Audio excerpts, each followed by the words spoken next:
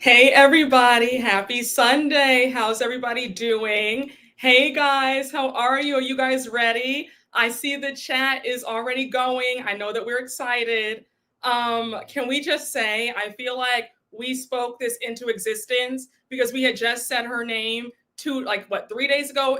What was that on Thursday? And now here we are. But y'all, happy Sunday. I hope you guys are excited. I hope you have your snacks. I have my sparkling water right here. I can't wait to get into all the things and just chat, have a cute key, and just have a good old time. So, guys, make sure to hit that like button on your way in. How's everybody feeling? As you guys can see by the title, Monique Samuels is back for season 10 of The Real Housewives of Potomac. It was the news heard around the world, well, around the Housewives world. But when that news broke first thing yesterday morning, I was shocked. Okay? Child, listen, I was shocked. Okay? Baby, how are we feeling? For all my OG subscribers who were there in season 5, I need you to come to the front right now. Come to the front because y'all were with me in the trenches. And all I'm going to say is I am praying that season 10 is not a repeat of season 5 because I'm not doing that. Okay? Oh, you said thank you for your services. Bravo. You will not be watching. No, ma'am. Now I'll continue to watch RHOP. Yes, she was filming with the girls yesterday at the DC Pride. She sure was. Unless she's taking accountability and apologizing to Candiace, she can stay gone. You and I are right here, okay? So how am I feeling? Child.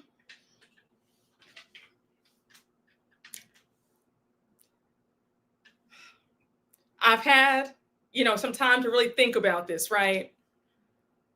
Monique coming back.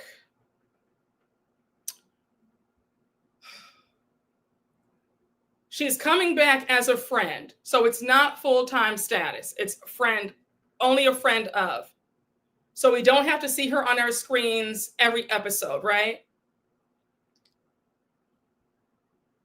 I would like to see some evolution, some maturity. I would like to see some contrition. I know that Candiace is not going to be on this season, but I would like to see a different Monique. Monique has a hard time, a very strange relationship with the truth, as we saw. If Monique can turn it around and give us some remorse, some accountability, some ownership about all of her actions, maybe I can work with her. Y'all know that I was team Candiace. When that whole stuff went down, I will still stand 10 toes down. In my opinion, that Monique was wrong. And you can feel how you want to feel about it. Monique had misdirected anger and took it out on her friend. Because let's be real, Monique really wanted to hit the Green-Eyed Bandits, but knew that she couldn't. Shout out to Taria from the What Else Is Going On podcast. That's my girl. But Taria dropped a video that I was just watching yesterday. Go check it out. And she broke down all of the different lies that Monique has told since being off the show, right? And the fact that she said that, she would never go on TV again. And then we see her on Love and Marriage DC. She quits that show. She blames Carlos King and production for what was shown, right? Even though they're showing us what she's giving, right? I just feel like with Monique, it's never her fault. It's always somebody else's fault. And if she's going to bring that attitude and that same energy for season 10, then please, I'm not going to do it, y'all. I'm just not going to do it. Okay, so you said that you were team Monique, but now you see my side. Yes. Listen, she was wrong. For all the folks who still want to side with Monique, let me just refresh your memory. Remember when Monique said at the reunion, the rumor about her son, right? Her son not being Chris's, the rumor about their baby son not being Chris's, that rumor was swirling around in 2018. That was season 3, end of season 3, start of season 4, correct? If you knew that Giselle was behind that rumor 2 years ago, prior to season 5, why were you still trying to be Giselle's best friend?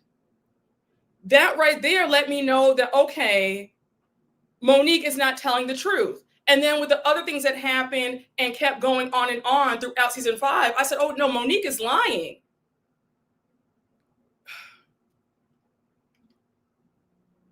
I'm just saying, I really need for Monique to tell the truth coming back on to the Real Housewives of Potomac in whatever capacity. I'm not going to sit here and be gaslit. I'm not going to sit up here and listen to her lies. I'm not going to sit here and watch her blame everybody else for why she was viewed as the villain. I need to see some ownership on her end.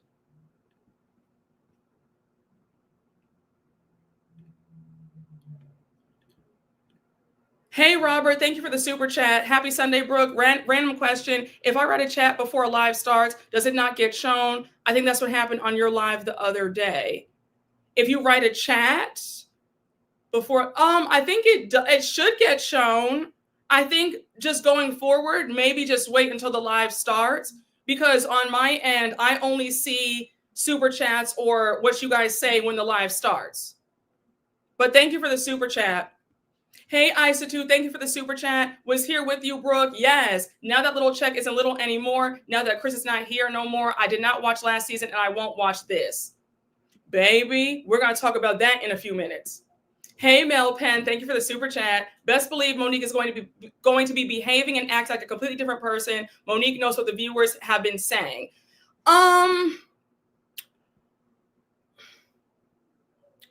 Yes and no. I don't know what to expect. Hopefully she does give us something different, but I'm not going to hold my breath. Now, I do want to touch on her saying that she would never come back to television after the whole thing happened. I knew that was a lie when she kept doing press runs. When she did Love and Marriage DC on OWN, which was a flop of a show, I said, yeah, she wants back on Housewives. When she did that recent interview, I think in last December, I forgot what podcast she was on, where she revealed that she does not get child support or alimony. I said, why is she doing a press run now? This is kind of strange. You're not on any show, so what's going on? That right there signaled to me that she was gunning to be back on Potomac. I said, this woman wants back on Bravo, because why are we doing a press run when we're not on TV anymore? We have 2 shows under our belt, right? And we claim that we don't want to be on TV. Why are we doing press? For what? She's going to suck up to Giselle and the both of them will place the blame on Candiace at the Brooke Ashley. Oh, yes. Okay. So, yes, I agree with that. I do think that there will be some subs to Candiace this season. I won't be surprised if they don't say Candiace's name, but they'll both throw out some shots and they're going to blame Candiace as to why they never got along, even though we know that's not the truth. I can definitely see that. And you know what I was saying? I was actually talking to Taria earlier today from the What Else Is Going On podcast. Shout out to my girl. And I said, you know what? Monique gives me the Sutton to Giselle's Kyle. The same way Sutton is so pressed to be Kyle's friend, Monique is also very pressed to be Giselle's friend. Because remember the episode after the fight, after the assault, I should say. Remember when Chris and Monique's pastor came to their house and he told Monique about herself? And when he said, you thought that because you had money and you had all this stuff that they would be impressed, and they weren't. And she started crying. It was that, you know how Bravo used to give us like the unaired scenes? They cut that scene out and they showed it to us like I guess the week before the next episode aired. So when I saw that unaired footage of that pastor telling her about herself, I said, oh, he hit the nail on the head, because Monique was desperate to be in with the cool girls and it did not work. Hey, Mel Penn, thank you for the super chat. My theory is Andy and Giselle and Ashley and Monique and the audience are going to flip the narrative to make it seem like everything that happened in season 5 was Candiace's fault. Oh, absolutely. Absolutely. I see it. I see it. Monique can never be honest about anything. Should have just been honest about wanting to come back to Potomac from the start. I agree. I think that Monique is somebody who has a huge ego. I'm not saying that there's anything wrong with having an ego. We all do. But I think that her ego is inflated and she wants to act like, she was too good for the show, knowing that she always wanted to be on the show from the beginning, like you said.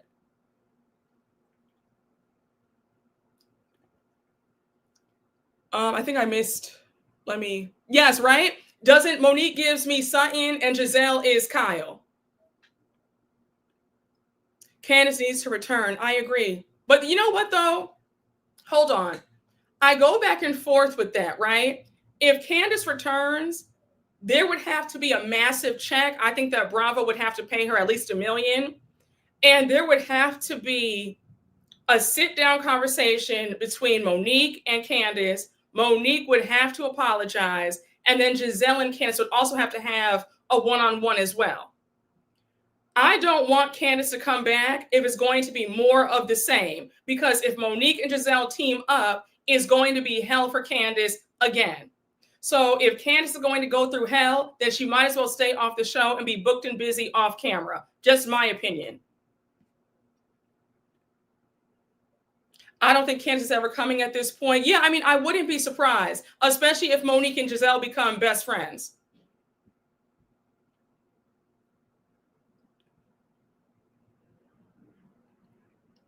No, listen, I'm not saying that they will. I'm just saying that if they want Candiace to come back, they'll have to pay her at least that. Because think about it. Just level with me quickly, right? If you were on a show where you've been assaulted, you've had the whole group gang up on you, lie on your husband, you would feel like, okay, I'm going to need at least 7 figures to come back and do this again. Just my opinion. I prefer Candiace off the show because she just seems at peace. She's above it at this point. I agree. Yes, there were rumblings about Candiace returning this season. So I heard, I don't know about you guys, I had heard that Candiace and the production company and Bravo, they were unable to reach an agreement about money, allegedly, and that's why she's not back. But I heard that she was supposed to come back and they could not reach an agreement on pay. So she said, you know what, I'll pass. And I get that. Hey, Mel Penn, thank you for the super chat. And I don't care what anybody says, Monique is the reason why Potomac turned dark. Oh, I agree. Oh, I said that 1 million. I will keep saying that. I agree. This show went downhill. This show has not been the same since Monique did what she did. I'm standing 10 toes down on that.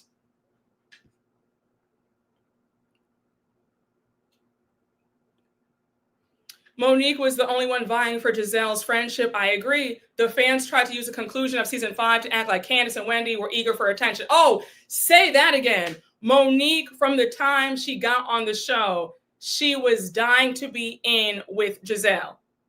And her pastor exposed her.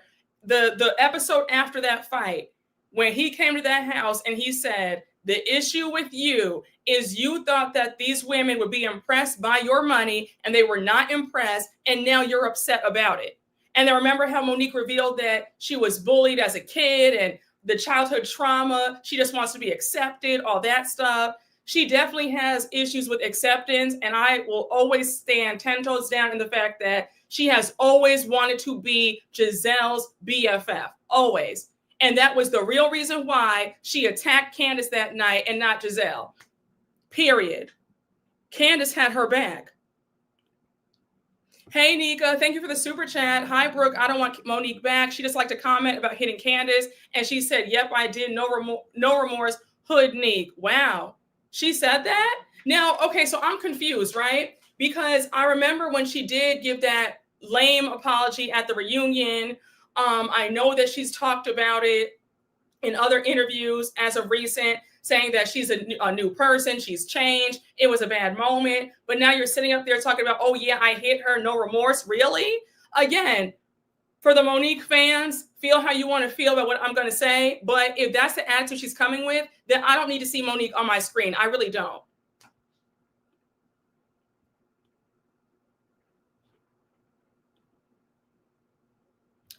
It's been 5 years. Monique's now a divorced woman, raising children who now has to navigate life by herself. I'm expecting to see a different version of her. Let's see the growth.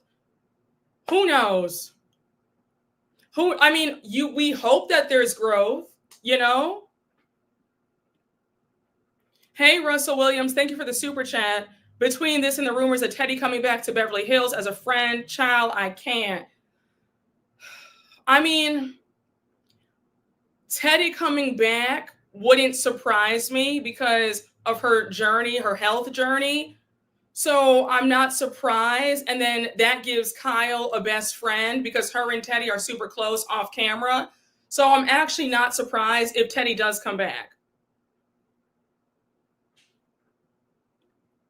Hey, Mel Penn, thank you for the super chat. Candiace is starring in a play in October, and that place is sponsored by Live Nation. That's probably why Candiace had no problem turning down that contract for Potomac. Yeah, that makes sense. I mean, she really is booked and busy. Her career is not slowing down by any stretch of the imagination. So I think that Candiace will be just fine without the show.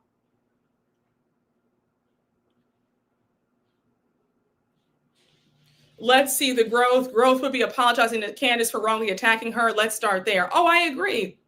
And something tells me that, just like you guys said earlier, that Monique and Giselle are going to join forces this season, and they're going to be throwing subs at Candiace and acting like it was her fault of why they couldn't get along. So again, I'm not going to hold my breath about there being growth.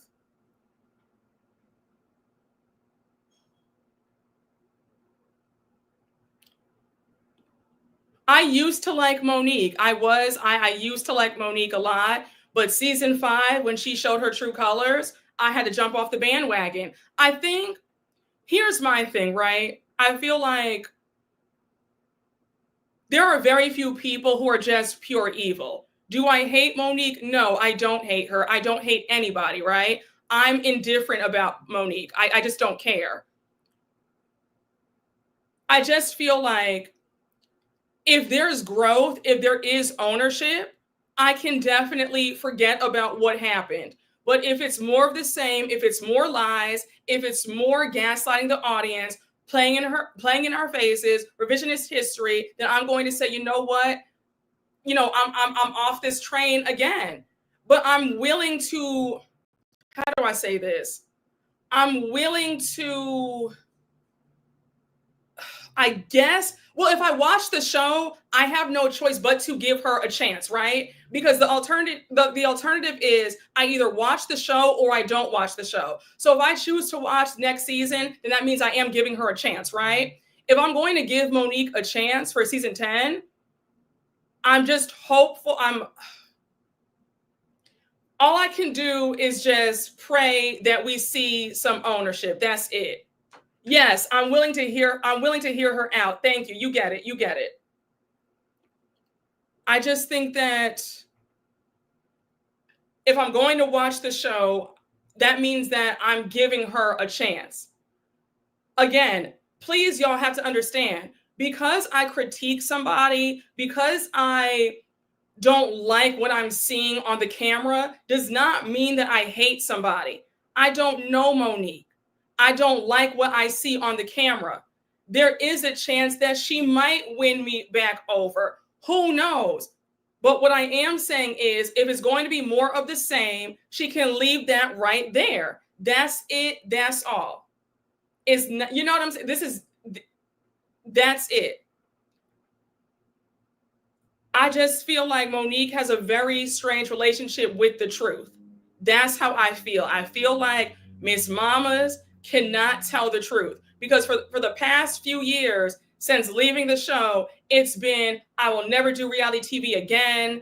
It's the devil. Bravo set me up. She went on OWN, and then she retracted her statement and said, well, Carlos King promised to show me and my family in a great light. Then when the cracks showed in her foundation with her and Chris that she was miserable and she wanted out of that marriage, then she leaves the show and says, Carlos King threw me under the bus. He did me worse than the white folks. meaning the folks at Bravo. It's always somebody else's fault. It's never her fault. And that's one of my biggest issues with her. She still wants to put the onus on, well, Candiace provoked me. Candiace did no such thing. The real issue was you were mad that Giselle was still paying you dust. You wanted her friendship. You felt rejected. Your traumas came up. Your old issues came up from childhood, and you took it out on who you thought was the smallest one, the weakest one, because you knew had you gone after Giselle, there would have been major repercussions. You would have been kicked off the show immediately. You wouldn't have been able to film or even attend the reunion. And at the end of the day, at your core, you still wanted Giselle's friendship. Yes, always the victim. Always the victim. Monique's ego and pride won't let her be humble. I think she'll come in as smug as she always is. I'm going to say this. I won't be surprised either way. If she comes back a new person, I can see it. If she comes back smug, I can see that too. I'm going to wait and see what the trailer gives us, wait to see what that first episode gives us, and then go from there. Now, maybe I'm off base, let me know, but I won't be surprised if this friend of position gives her a full-time spot for season 11. Something's telling me that she will be back as full-time for season 11.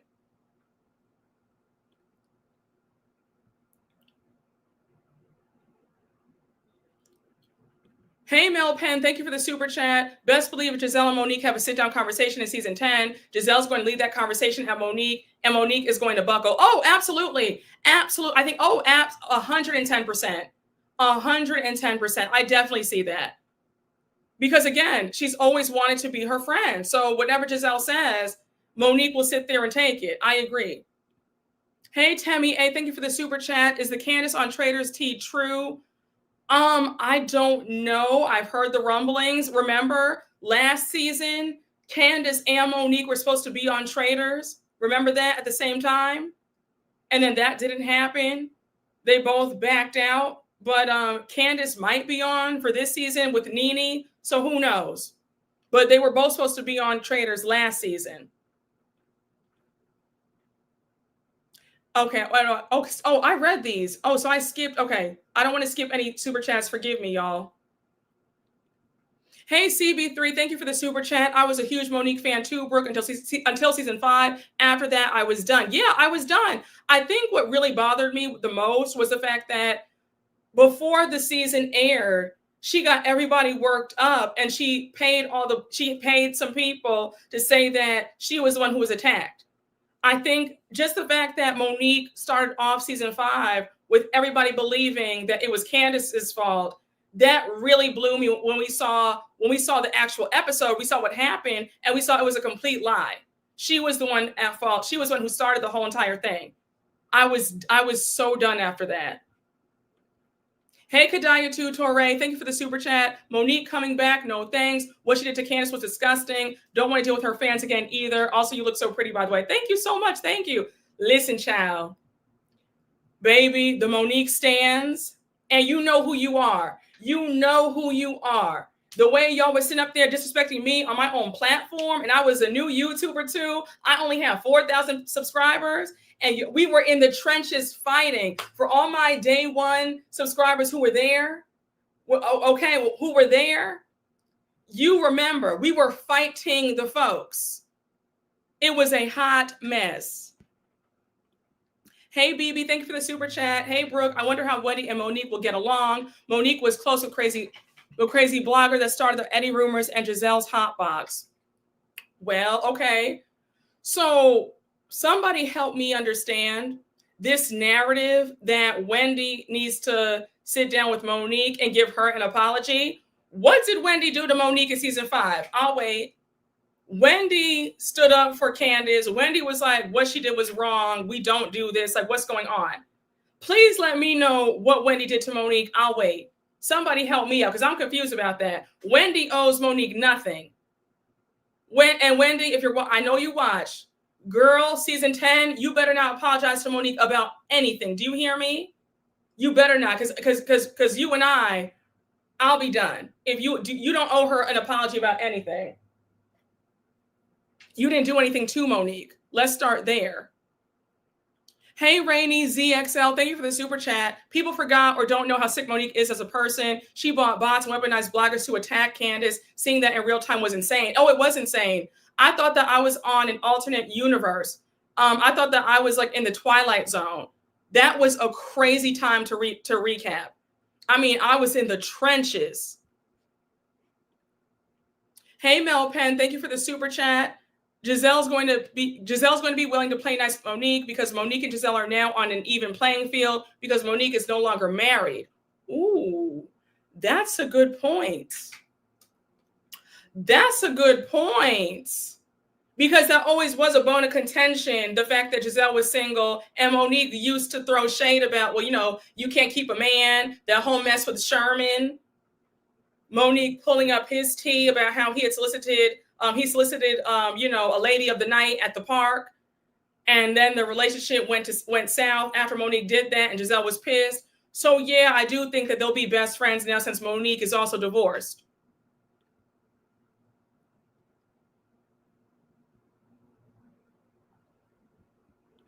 Hey, A, thank you for the super chat. Personally, I think Monique is best off continuing to write fairy tales in her backyard by the fireplace, but Bravo hates us, so I guess. Child. Oh, wait, I'm screaming. You called her No-Neek. Oh, not No-Neek, child.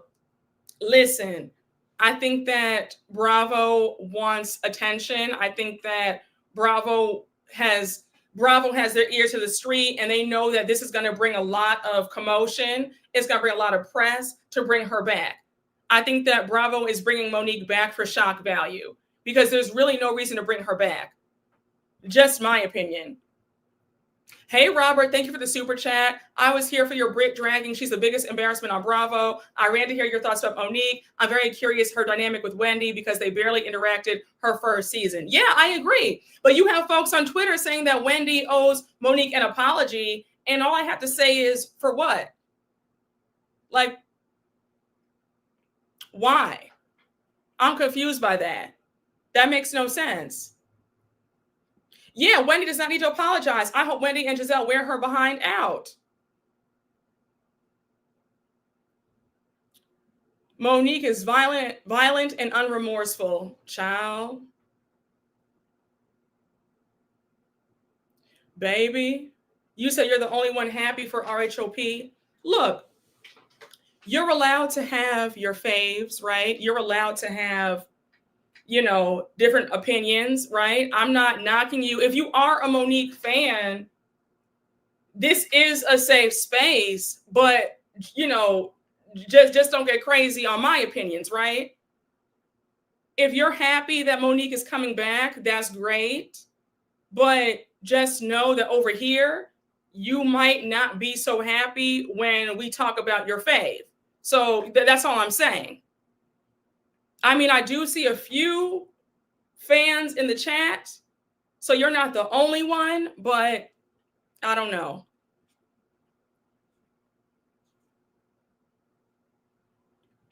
I just don't like how Monique dogged out that Bravo check and is now getting back a Bravo check.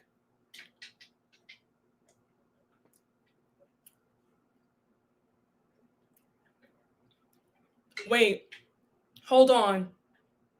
For all my day ones, do you remember the video that I did after she announced that she was leaving the show? And I said, Monique, that whole comment about this little check, I said, time will tell and we shall see about you never coming back for that little check and you not needing that little check. And here we are. Here we are. I knew when she said it that she was putting on. She was saying that to piss Andy off, but I knew right then and there that she didn't even believe what she was saying because you have to be on Housewives for 3 seasons to finally see some real money. And Monique had already been on the show for 4 seasons, right? Season 2, season 3, season 4, season 5, 4 seasons. Monique was making, allegedly, this is what I heard, by season 5, she was making close to 300,000. 300,000 for 3 months of work. That's a nice check. So when she said that, I said, girl, we don't have to play. We don't have to do this. You will be back. And here she is back again.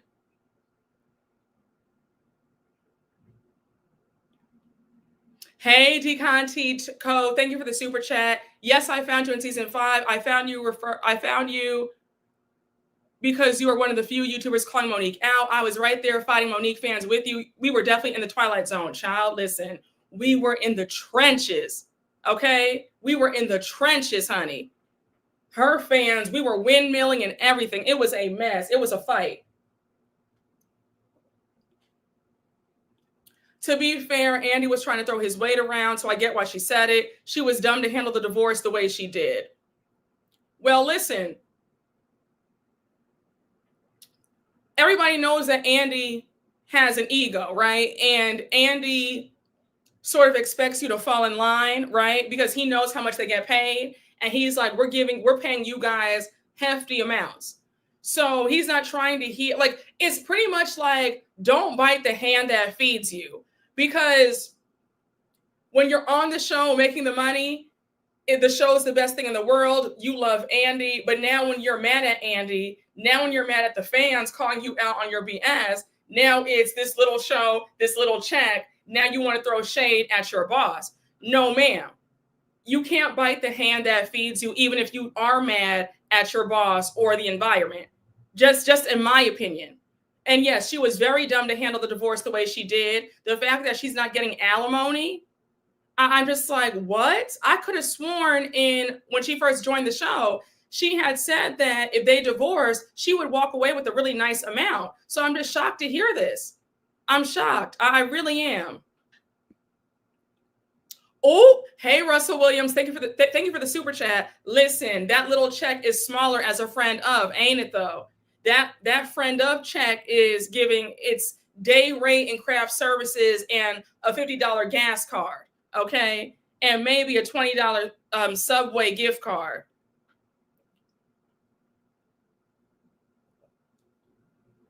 Yeah, she got a lump sum of money and that was it.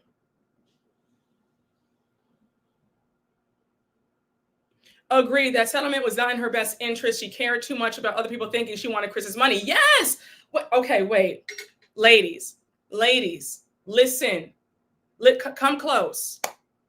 I'm going to need y'all to stop with this. I don't want him to think this or that. There is nothing wrong with wanting the man that you're with to have a coin in his pocket. There is nothing wrong if you are married to a man with means. There is nothing wrong with making sure that if you guys do divorce, you will still be set up. You'll still be good. There's nothing wrong with that. The fact that she was too worried about proving his mom wrong, proving us wrong, that's so dumb. I don't give a damn what anybody thinks. I can tell you that I don't care if his mom thinks that I'm a gold digger or whatever. It don't matter. I don't care. And the fact that she played herself, baby, you have 3 kids. And it's really crazy at the fact that she's not even in that gorgeous house that we saw that they bought, that 9,000 square foot home. She bought a smaller house for her and the kids. I would have had it in that divorce, in that the prenup. Listen, if we divorce, I get to keep 2 of the houses. I get to keep 2 of the cars. I'm getting a lump sum and I'm getting alimony and child support. Like, I would have put so many clauses in that prenup. And the fact that Monique dropped the ball. And Monique, you even said in your latest interview, when you revealed that you're not getting alimony or any of that, you even said that it was your fault that you did not adjust the terms of the prenup. You didn't think about any of this. You didn't think about the cost of living going up. You didn't figure in inflation. I'm just like, Miss Mamas, you weren't thinking. It's a mess. It's a mess. Child. Oh, you said her and Giselle will probably be cool now since she can't out money Giselle. Oh, I could see that too. I could see that too. And quiet as it's kept, Giselle probably has more money than her now. Giselle's been on the show now for 10 years. Giselle's paycheck is good. Okay. Giselle is, if I had to guess, Giselle, the OGs, when you hit that 10-year mark and Andy Loves You, Giselle is seeing at least 758, close to $1 million. If she's not already at $1 million a season, she's close to it if I had to guess. And then Love Hotel and the other spinoffs, like, she's seeing money. Giselle has played the long game. I agree. She's highest paid on the show. Yeah, she is. On Potomac, she is the highest paid on their cast. Her and Karen are highest paid. I don't know who makes more out of the two of them. I guess now Giselle will, since Karen is in jail, but I have a feeling that when Karen comes out of jail, Karen might be getting a bonus. Child, you said she's a dummy. Monique is a dummy. Now she has to crawl back to Bravo with her tail between her legs. Listen, baby, crawling back for that little check that's even smaller than what it was before. Like one of y'all just said, a mess. Listen, this isn't even shade. Monique played it all wrong when it came to that prenup that she had with Chris. First of all, Chris allegedly, if you go on Reddit, the girls were spilling the tea about how Monique and Chris got together on Reddit when season 5 came on.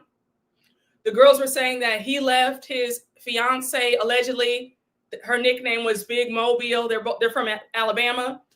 Honey, they said that he left Big Mobile for Miss Monique. Monique came through, 19 years old. She was in her pickup truck, having a good old time. She met Chris. Next thing you know, she's working for Chris. Next thing you know, he drops his ex-fiance, who his whole family loved, and he marries Monique. Okay? So I'm just saying, Chris was enamored by her. Okay? She had that man eating out the palm of her hand.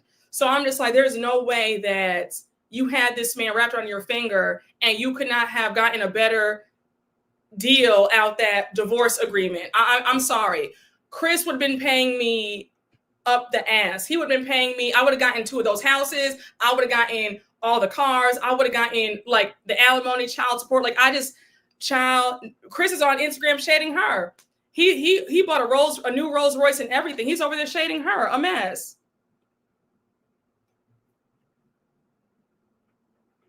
Yes, that explains why his mom never liked her. That's what they said on Reddit, allegedly. They were saying that it was literally like day and night. One day, Chris showed up with his ex-fiance. Next thing you know, at the next family get together, Monique's on his arm. They're engaged, baby. They said the mom was like, "Wait, what? Like, what happened to Big Mobile? Like, what happened to? I liked her. Like, who is she?" A mess, allegedly.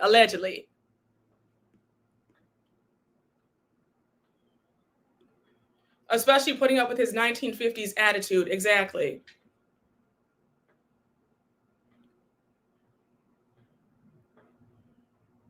Okay. Child. Were they married long enough for her to tap into Chris's retirement accounts? I mean, they were married for 10 years. Again, Monique said in the recent interview that she did not really think about her prenup. She dropped the ball on the prenup. So I don't know what was in the prenup. All she said was she got a one-time settlement, a one-time lump sum, and that was it. No alimony, nothing else. So, I don't know. It sounds like she doesn't have any access to his retirement accounts. So just a mess. Bingo. I've always said that. Monique was never attracted to that man. She was attracted to his bank account, and look how that turned out. Oh yeah, I've always felt that way. Yes, Monique was living in her car. She was, and the pastor outed her. Remember he outed that? He was like, "You were living in your car, you were living in your pickup truck, and you hit the jackpot with Chris, and you thought these women were going to be impressed with you, and they weren't." He aired it all out. I was like, wait, what? What?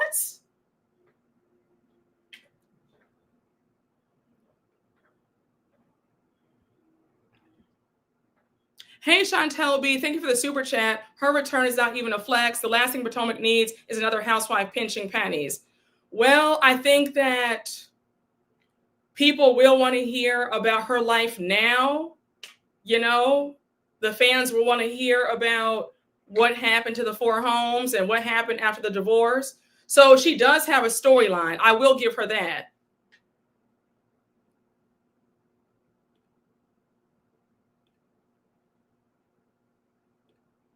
You said, I don't know why, but something tells me Bravo's doing this as a way to humble her. This will not turn out in her favor. Guarantee you she will not come back for season 11. I don't know. You might be right. You might be right.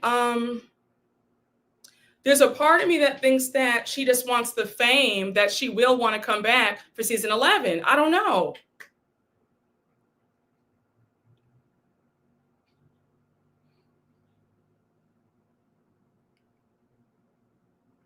She has a storyline if she uses it. If she pulls another Portia, she'll be a snooze. I think that she will be open. I think she will be open about that because she's been doing press runs about her divorce. So I don't think that she would all of a sudden be closed mouth now on the show.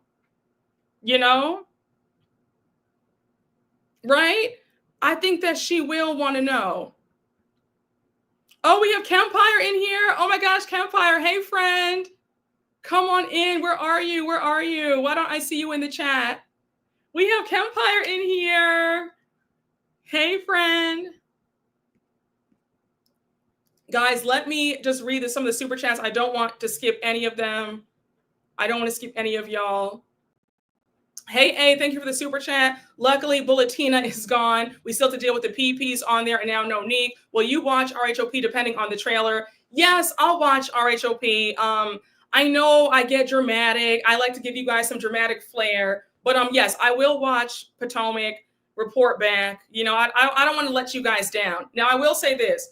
Season 10, I'm not dealing with what I dealt with in season 5, okay? So if you even pump fake, like you want to curse me out in my own comment section, it's an automatic block, okay? You're going to be at the block party. So I just ask that if you're a Monique fan and you want to stay, feel free to have some fun, grab a snack, but I will not be dealing with any disrespect in that comment section when this season premieres, okay? Are we good? Are we good on that? All right. Hey, LCM 1983, thank you for the super chat. I'm here for your calm, off the tongue reads, Brooke. Oh, thank you so much. I try. Hey, the Recessionista, thank you for the super chat. That's why Monique and Ashley are friends. 2 scraping ex-wives, splitting a can. Wow. You said a can down at the Popeyes. My God. My God, child. Hey, Mr. Milk and Honey, thank you for the super chat. She can't even play the role, I'm divorced. Look how my ex played me. The ladies know she was being foolish with that trainer. The ex was smart to drop her. She also got to deal with colorism again. Child, baby. I wonder if Giselle will bring up the trainer. I wonder if that will come up again. I really do. Well, I will say this, though. If you watched Love and Marriage DC, then you saw that Monique was miserable in that marriage and she was forcing Chris's hand to divorce her because she did not want to look like the bad guy. It was evident. Go and watch Love and Marriage DC. She wanted out.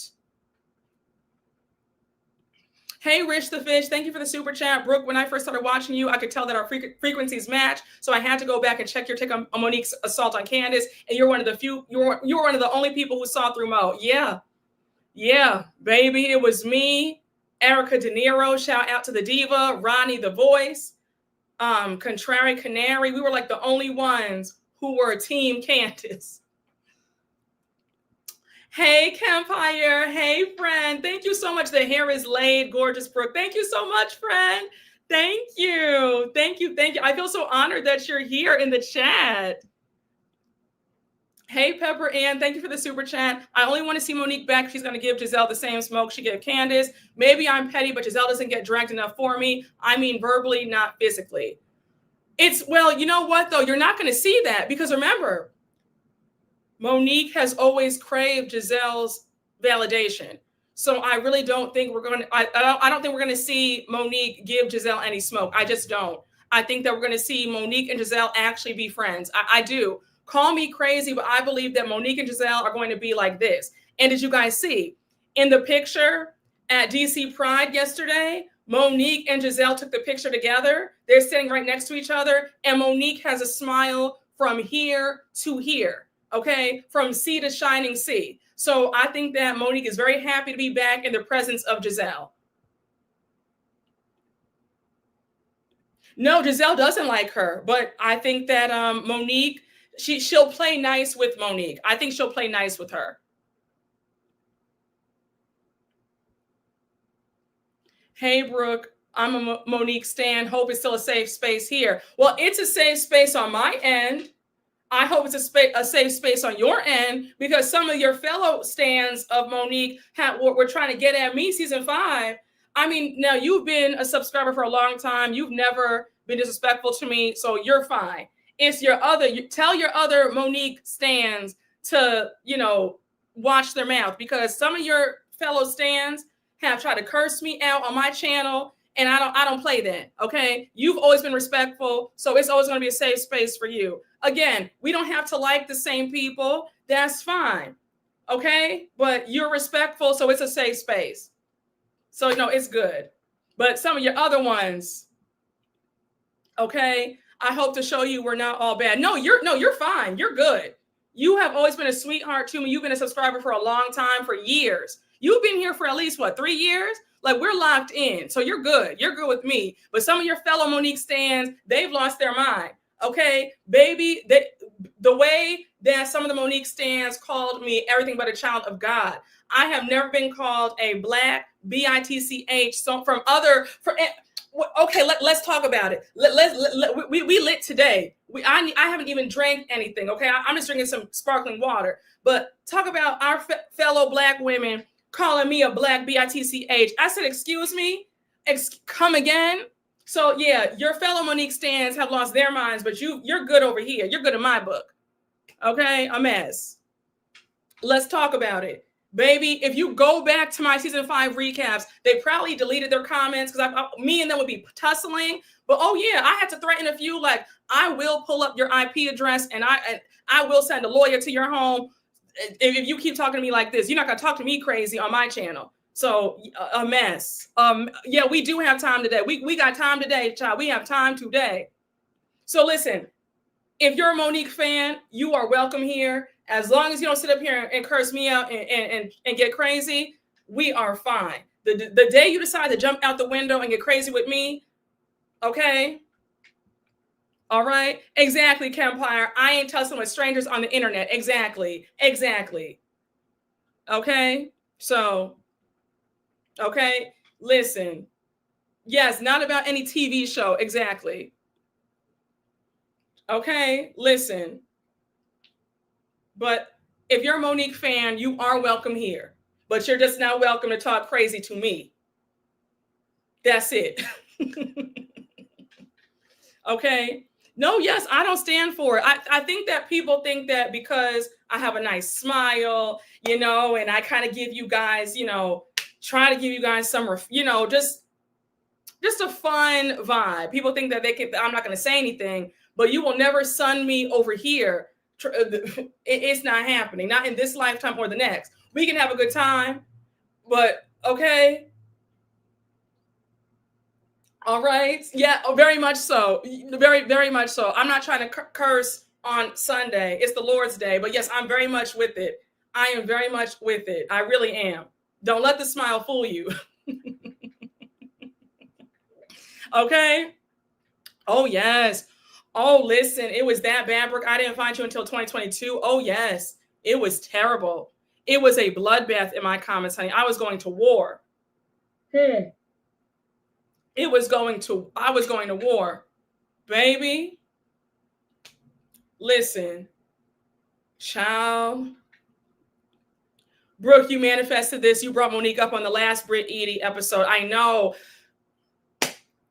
This is all my doing. Yet I was windmilling. Okay. It's never that serious. Exactly. Hey, O'Shea R, thank you for the super chat. And that Andy Booker producer said Monique is intoxicated with fame. They've been filming for a month. Why all of a sudden is Monique needed? Baby, Monique is needed because Monique wants that check and they want some storylines. Now, I will say, I agree 100% that Monique does want the fame. Let's not forget, before RHOP, she was on Say Yes to the Dress. So she's always wanted to be famous. All right. No, it's okay. Don't worry. Technically, I brought her up in the last live. I'm so sorry, Brooke. It's okay. Child, we all had a hand in bringing Monique back. Brooke, do you think they'll invite Monique to BravoCon? Yeah, if she's a friend of, if she's filming and she used to be a full-time housewife, I do think that they'll bring her back because they want the notoriety. And having her back in the mix at those panels, that's going to cause some buzz. So I see Monique coming to BravoCon.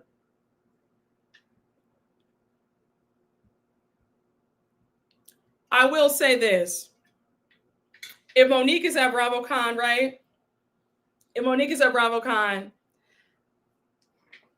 I wonder if she'll talk to me or if she'll like run away. Because I do want to ask her what was going through your mind that night that she assaulted Candiace. Like I really want to ask her that. I have to ask her that.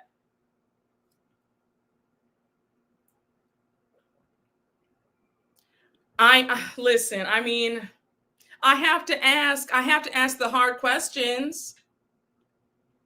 I mean, I wouldn't be rude. I would just say, hey, like, you know, I just have to talk to you. Like, why did you do that? I see her being annoyed with me if I do ask that. Have her come on the YouTube. I don't think she would come. I don't know. Maybe she might. You think she'll speak to me? I don't know, but some of her Potomac peers, they saw me at the last BravoCon I was in the VIP lounge. They were in there and I went up to talk to them and they scurried away, honey. They scurried. I'm always respectful. And I always say this. You'd rather me talk about you and the show, because the day I stop talking about it, the day content creators in general stop talking about the show, that's when they're in trouble. Also, say what you want about me, but you can watch all 700 videos I've done. I have never talked about anybody's child. I've never talked about, I never called anybody out their name. You know, I've never called anybody the B word, like never, right? So I feel like I've always been very respectful, right? You might not like the critiques, but I've never called anybody out their name, even if I felt like I wanted to, right? I've never called Monique out of her name, never called Giselle out of her name, Robin, Ashley, whatever. So I feel like I always give respect, even if I don't care for a housewife. Yeah. See what happened to Summer House Martha's Vineyard. Yeah, I know. Summer House Martha's Vineyard didn't have a prayer, though. I mean, I told you guys, you know, Bravo not promoting them, you know, a mess. A mess. And then a lot of the content creators weren't talking about the show. Me and Kempire were like the only ones talking about the show. And you need everybody to be talking about it for the show to like do well, you know?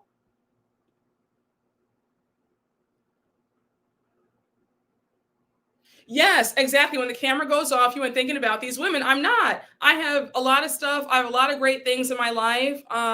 Yeah, I don't think about any of these women when the camera goes off. When I get done talking about this with you guys, you know, I have plans. Like I'm not saying, oh yeah, I'm going to talk about, you know, I'm talking about this. No, like I don't hate anybody. I think that stans of certain people feel like I hate people. I don't hate anyone. I don't hate Britt Edie. The three Britt Edie stands. I don't hate Britt Edie at all. I'm just saying that she's not a fit for this show, you know?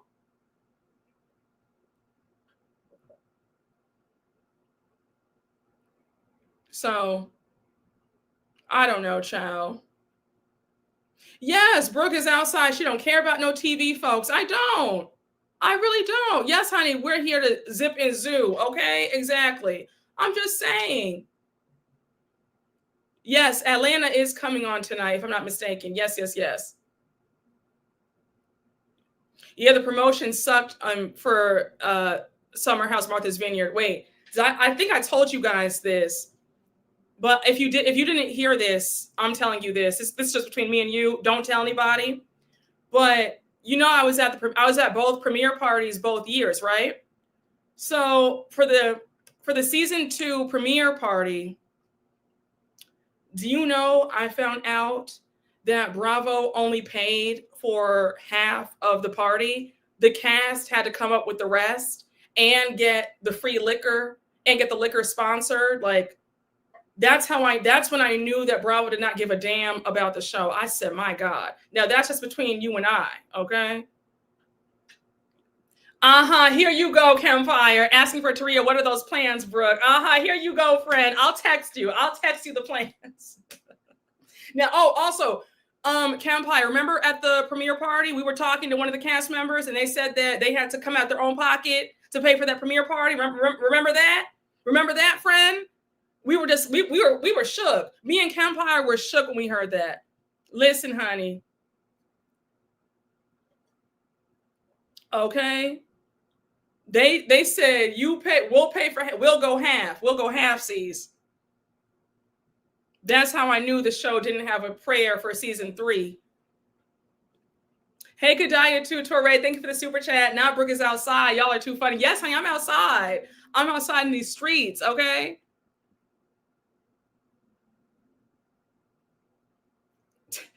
Yes, I remember Clutch Pearls. We were both shocked. I said, oh, well, damn. I said, my God, today. Ciao.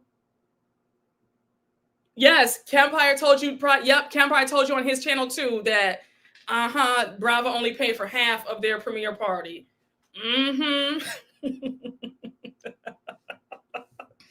Ciao.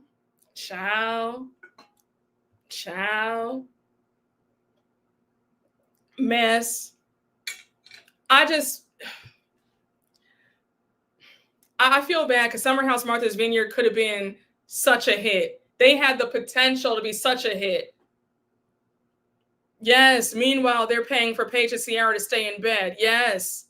I wonder how much they budgeted for the other Summer House during their first seasons. They always got better premiere parties, in my opinion. You got to remind us about your Erica reaction at BravoCon. Oh, Erica from Beverly Hills was mad at me.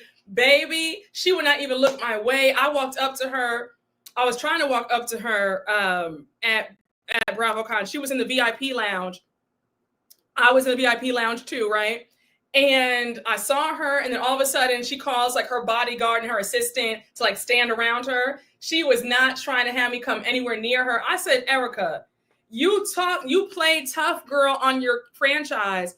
What do you think I'm going to do to you? Like we're at BravoCon. You know I'm not anybody's fighter. I'm going to come up to you and talk to you. Like, what do you think I'm going to do to you? Like, it was the weirdest thing. I said, I cannot believe that Erica is this butthurt over a few comments that I've made. Like, it was so weird. I was like, okay, girl. Now, I will say Larsa, she took it on the chin. Even Mia was a good sport. I was like, Mia, why did you hit Wendy? Have you apologized to her? Because I was really pissed off at you. And Mia said to me, Mia was like, oh my gosh, like, hi, sweetheart. Like, I love you. But I think that you're too hard on me. I did apologize to Wendy. You'll see it on the next season. And she was like, don't be so hard on me next time. But Mia was a good sport. Like y'all know I tear into Mia. I was tearing into Mia when she first got on the show. I said, if Mia can talk to me and be a good sport about it, then I know you can. Ashley's been a good sport. And again, I can always give the girls their 10s when they're due. Ashley Darby, say what you want about her. Ashley Darby is one of those people where she loves the attention. So Ashley Darby has always been very sweet every time I've seen her. And I get on her a lot. And she's one of those people where she's like, I'd rather be talked about than not talked about. When they stop talking about me, that's when it's a problem. Yes, that apology was nowhere to be found. Exactly. Mia always seems to be a good sport. She doesn't run away from influencers and media. Oh, yeah. That was a microaggression from Erica Jane. Child, she was mad. She was mad at me. It was a season. They were coming off the season where she threw Garcelle's book in the trash. I mean, again, it's not that deep because I talked to so many of the Bravo celebrities, so it's not that deep. You know, it's fine. It is what it is. But I thought it was funny that she was annoyed. And I said, I mean, it's to be expected, right? Yes, won't he do it? Won't he do it? Yes, friend. Won't he do it?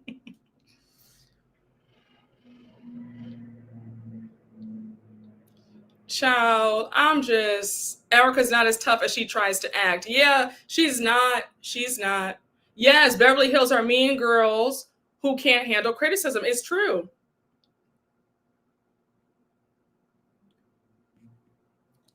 Child, wait, did I miss any super chats? Let me just make sure I didn't. Hey, LCM 1983, thank you for the super chat. It's sad because you are kind and objective with your commentary. I mean, I try to be as fair as possible. I'm never trying to be mean. Like, that's not my objective, right? Like, it's not coming from like a mean, nasty place. It's just, if I see something that I don't like, I'm going to talk about it, right? I'm going to be a bit animated because I want to entertain you guys. It's not going to be that fun if I say, oh yeah, you know, I didn't like when she did that. You would be like, okay, like I could say that, like, you know, that's boring. I have to put some sauce on it to make it fun. But yeah, it's never from a mean place whatsoever. Hey, Cancer Queen, thank you for the super chat. Hi, Brooke, are you going to talk about the Brit lawsuit? Yeah, I talked about it a few days ago. I went live on Thursday. I did a whole live about it. Hey, Lydia Toulouse, thank you for the super chat. Both Monique and Ashley didn't get the money and divorce. They did not.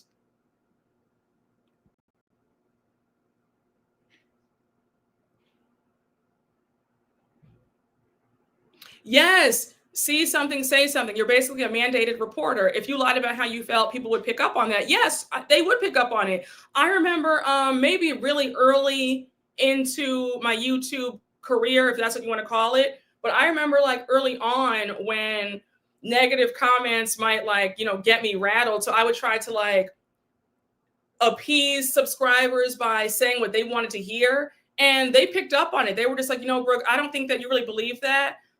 You know, coming from what you said a few recaps ago, you know, like, you know, speak your mind. And then I finally just said, you know what? I didn't come on here for everybody to like me. Everybody's not going to like me, and that's okay. But you can't disrespect me, but you don't have to like me. But you know, I can't worry about that. You know, when I turn this camera off, I'm not thinking about, oh, you know, Bob Jones 123 was mad at me in the comments. Like, I don't think about the comments when I turn the camera off. When I get off my YouTube channel, I don't think about it. So why would I allow a few negative comments get me upset? You know, it comes with the territory. Now, if it's disrespect, now we have an issue where you're going to be blocked. But again, it's not fair to myself to cheat myself because I'm worried about what you think. You know, you're mad at me. Sometimes you're going to be mad at me, and that's okay. I can take that. I can literally take that. Some of y'all have said, Brooke, I stopped watching you for a little while because you were getting me mad because I don't agree with that. But I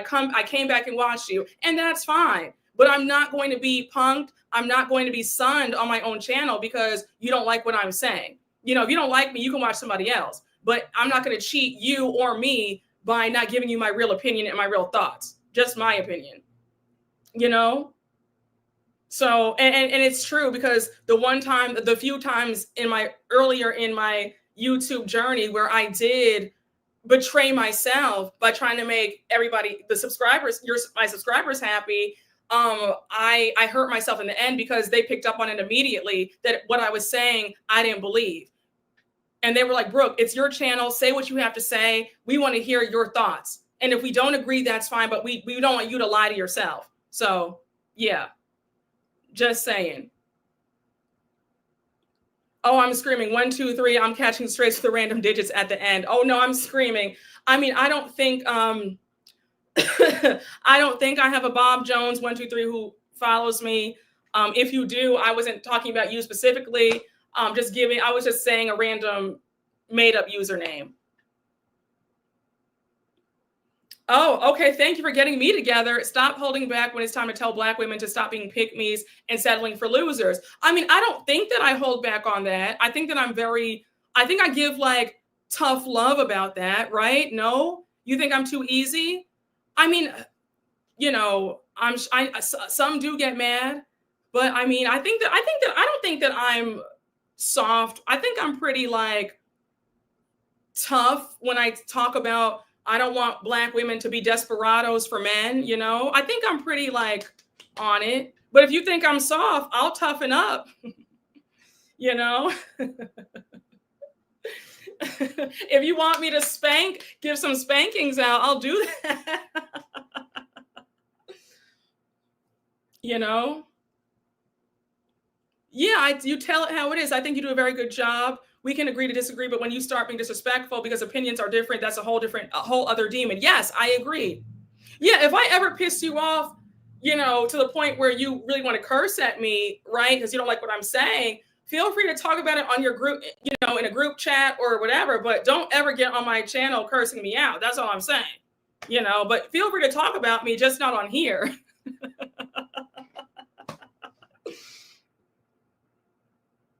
Yeah, I don't think I hold back about telling, women, especially Black women, not to be desperate. I'm very much like, if you give money to a man, if you're asking a man out, you're desperate. And I think I'm very much like no nonsense about that. That really breaks my heart. Yes, I'm firm in my stance. You've gotten a lot better, Brooke. You used to hold back. Well, you know what? No, I will. You're right about that. I think that in the beginning, talking about desperate women, I was very soft. So I will give you 10 points there. I did used to hold back because I didn't want to seem like I was bashing women or bashing Black women. But then I said, enough is enough. I'm seeing too many women going out sad. Too many women are sitting up here asking men out. That trend on TikTok where they're dapping up the 10s, it needs to stop. If you ever think about asking a man out, please get some help, get a psychological evaluation. Something is not right. Okay? But I'll be tougher for you. I'll be tougher for you. Brooke is not easy on pick-me's and women selling for less. No, it drives me insane. Child, Brooke holds nothing back, and I love this level of accountability for us Black women. You gather me right up each time. I remember the Bose read you have about that man she was with, child, and she's still with him. Mm-hmm. Brooke read Stacey when she had that fake relationship.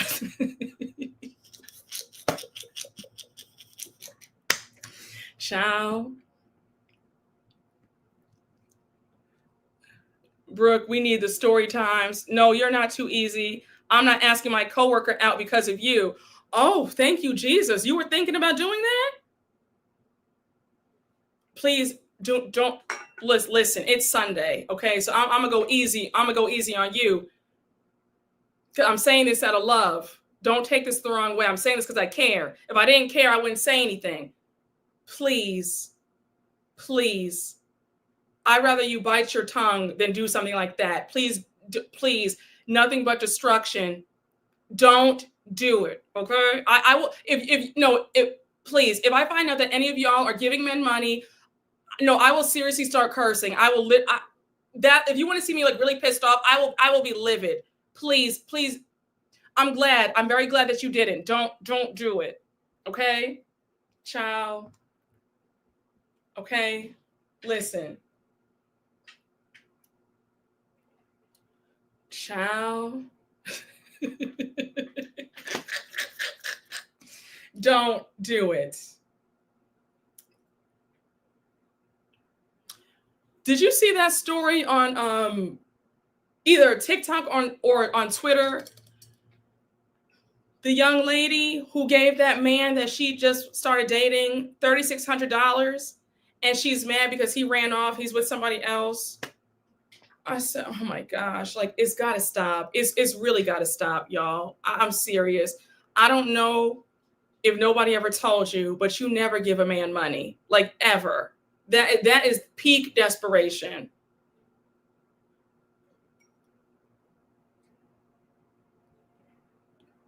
I understand what you're saying, but I think it's a little antiquated. It's not antiquated. Okay, it's not. It's okay for a woman to ask a man out. Just don't chase or be desperate behind one. Okay, so respectfully, it's not antiquated at all. Okay, some things I don't care if we are in the year 30, 20. Listen. I don't care how modern things get. There are just some things it's gonna be a no for me. Okay, that's why these men are out here acting like they're the prize and they want to be chased because we have, listen, respectfully, no, we don't ever need to get that advanced where we have women asking out men. No. Mm-mm.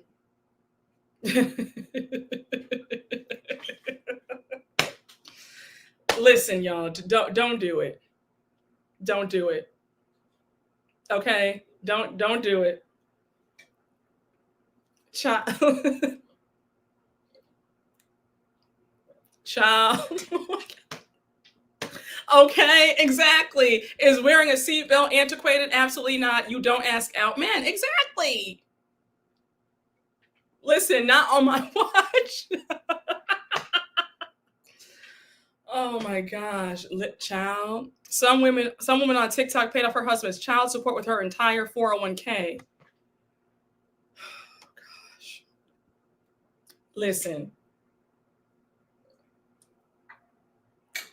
Respectfully, over here, don't bring that. Don't bring that over here. Don't bring that energy over here.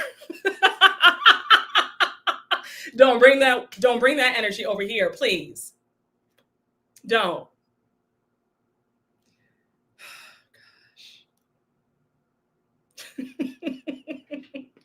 Yes, okay. Child, don't do it. Listen, y'all. Okay, we rebuke that in the name of Jesus. All right. Okay. Okay, well, hi, Brooke, you're far from soft or easy on us. You actually were. I don't care how long you've been single. Please don't do it. There's nothing good that will come from that. Okay?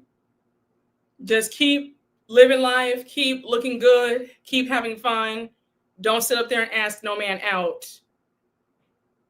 at all. Never. Don't even speak that into the atmosphere. Exactly.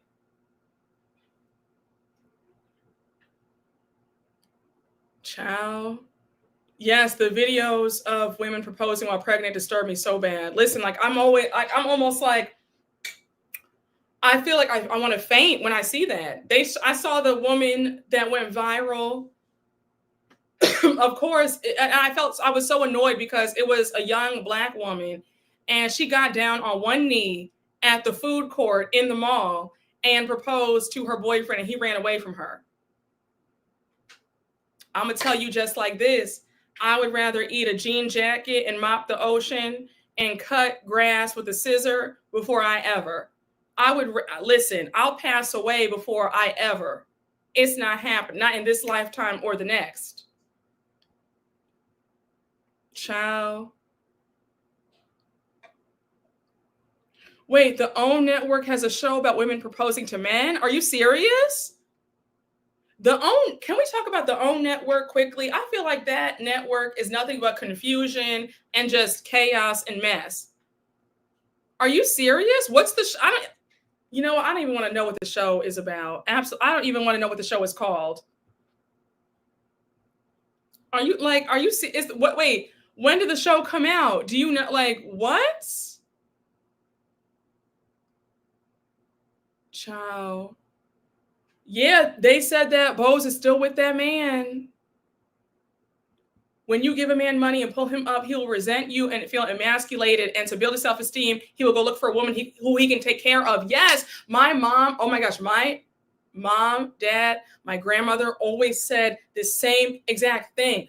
And it's true. Men do not fall in love with that. They don't fall in love with a woman giving them money. They find it to be weird and gross. You're like a mother to them. Stop doing that. It's very emasculating. I don't understand what this new thing is with women wanting to pay a man's way.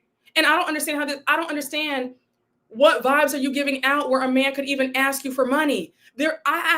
Listen, out of all the men that I've dated, however it ended, I can honestly say I have never had any man that I've been with even fix his mouth to ask me for $1. So I want to understand, like, can somebody please, if a man has ever asked you for money, can you please say, how did that conversation even go? Like I'm confused at how that even happens. I've never had any man ask me for $1. They know, like, I'm just confused at how how does that even happen? Like, please, somebody let me know. I'm not understanding that. I'm not understanding that. I just don't understand it. The OWN network used to have it. It was called Marry Me Now. It came out around 2020, 2021 during COVID. I never heard anything about this. I never heard anything about that show.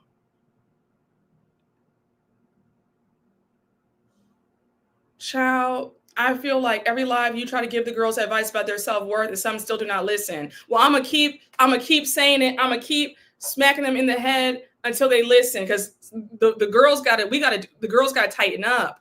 I'm so tired of hearing these stories about these girls moving men in. That woman moved a man into her house because he took her to Chili's. She moved him into her house. She has 4 small children. She moved him in because he took her on her first date. She bought him a PS5, took him out on a cruise, and paying the bills. There's something going on. The girls are losing it. Men know who to try. Child. I have family members that work full-time and have a stay-at-home husband that don't cook or clean. My God. Y'all just want to hurt my heart telling me this nonsense on a Sunday.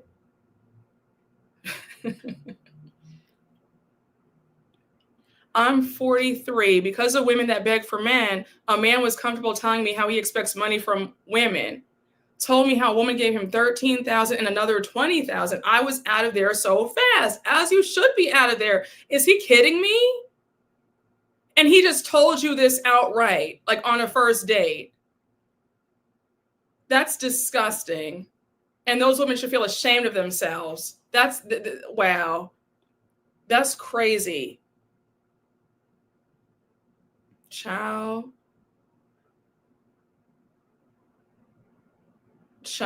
this is why the men are the way they are today in 2025. They are desperado. The women are desperados. I'm telling you. Yes, the Chili's lady and the throat spray girl should be the examples of who not to follow. Exactly. Oh, okay, wait. So I went to go see an update from the throat spray girl on TikTok. Do you know she's still out here flying out to see men? She posted some post about how she had flown out to see somebody. I think she flew him out to see her. I said, this girl's not going to learn. This is crazy. This is really crazy. A mess. A hot mess.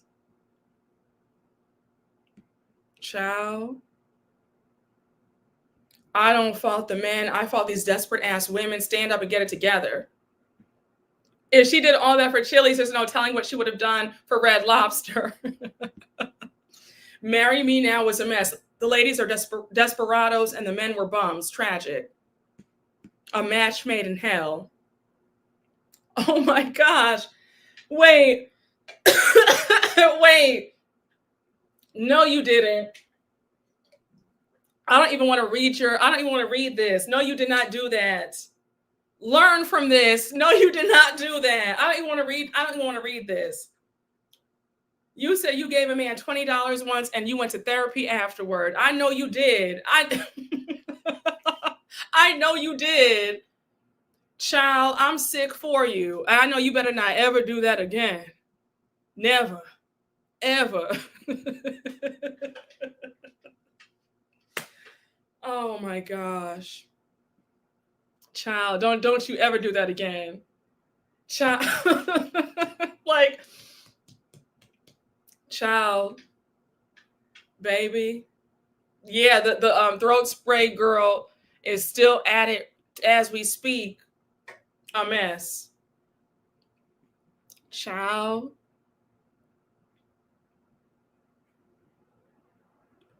It's dangerous too. What if you refuse to give money one time and they get violent? Child. Mm, mm, mm, mm. Honey, she says she went to therapy. Listen, don't even give them a penny. If they ask you for a penny, you don't even have that. I don't even know what a penny is, sir. What is that? Child. Yes, honey, hide the money, y'all. There's poor men around. Exactly. Child. Baby, don't give these men one dime. Don't even give him a nickel. Now, wait. Y'all think I don't be catching all your comments, right? Well, one of y'all, I saw you in the comment section and you said that I'm immature and that's what's wrong with the women today. We don't want to build. You damn right. Well, I'm not building anything. So feel free to call me immature. I wonder if the moderators got you, because I haven't seen you since. They might have gotten you, but yeah, child. They said, honey, I'm immature, and that's what's wrong with women today. Well, I guess I'm a crazy woman then, because I ain't giving nobody no money. I'm not giving no man no money. So call me immature, call me whatever you want to call me. Okay? Yes, if that's immature, I will gladly. I'll be childish. I'll be all the things. Okay? Okay? Okay? Listen, I'm childish. I'm juvenile. Call me whatever you want, honey. I sure am immature. That's me, girl. Okay, I sure am immature. What about $5? What about nothing? No. Child. Yep, some hit dogs hollering, honey, because she told me. she said that's what's wrong with women today. They don't want to build with their man, and you're immature, honey. She told me, girl, you told me, honey. You sure told me. I'm gonna go ahead and cry about it. I'm immature. Okay, I'm immature. I sure am. I sure am. Child. Hey, Trinita Howard, thank you for the super chat. Child, you said, hey, Brian C., thank you for the super chat. When you meet Monique, take some Vaseline. I might have to. She might try to go upside my head. I just might have to. Hey, LCM 1983, thank you for the super chat. Can we draw the similarities between Ashley and Monique? Both had age gap marriages and were screwed in their divorces. This is why men want younger women. Yes. Yeah, I think that the thing is, I guess with Ashley, I feel like she was on a tighter leash than Monique was. I think that Ashley didn't really have full access to Michael's money when they were married. I feel like Monique had full access to the money when she was married to Chris. But yes, they both got screwed in their divorces for sure. Hey, Miriam, thank you for the super chat. And thank you again for the super chat again, Miriam. Thank you. Yeah, Chris wasn't that much older. Yeah, it was only a 10-year age gap. And then with Michael and Ashley, it was a 28-year age gap.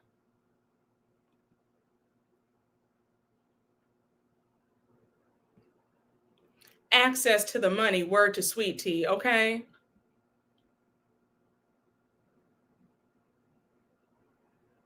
It's true. These messages are only pushed on Black women. Stop it. This is why young girls feel bad for wanting a man with money. I will never feel bad for anything. But yes, I do notice that the messages are pushed towards Black women to settle for bums and settle for nonsense. Other races of women are told to aim high. They're told to aim high, okay? But yeah, there is definitely an agenda, I feel, on Black women to get crumbs and not even get crumbs.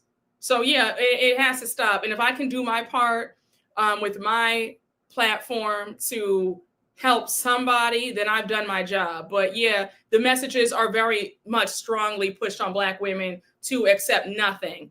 They don't even want you to have nothing. They want you to have less than nothing.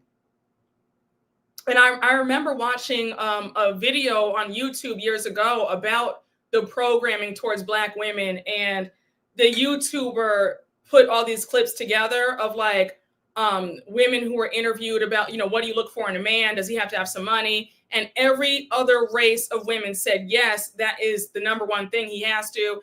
And all the Black women, except for one, said, oh no, well, it's okay if he's broke, as long as we have love, and you know, I'll pay his way and all this stuff. And I just said, this is crazy. This is pure madness. It's pure madness. But so that's a great point. It's true. Not me, girl. Not me. Not me. It's terrible.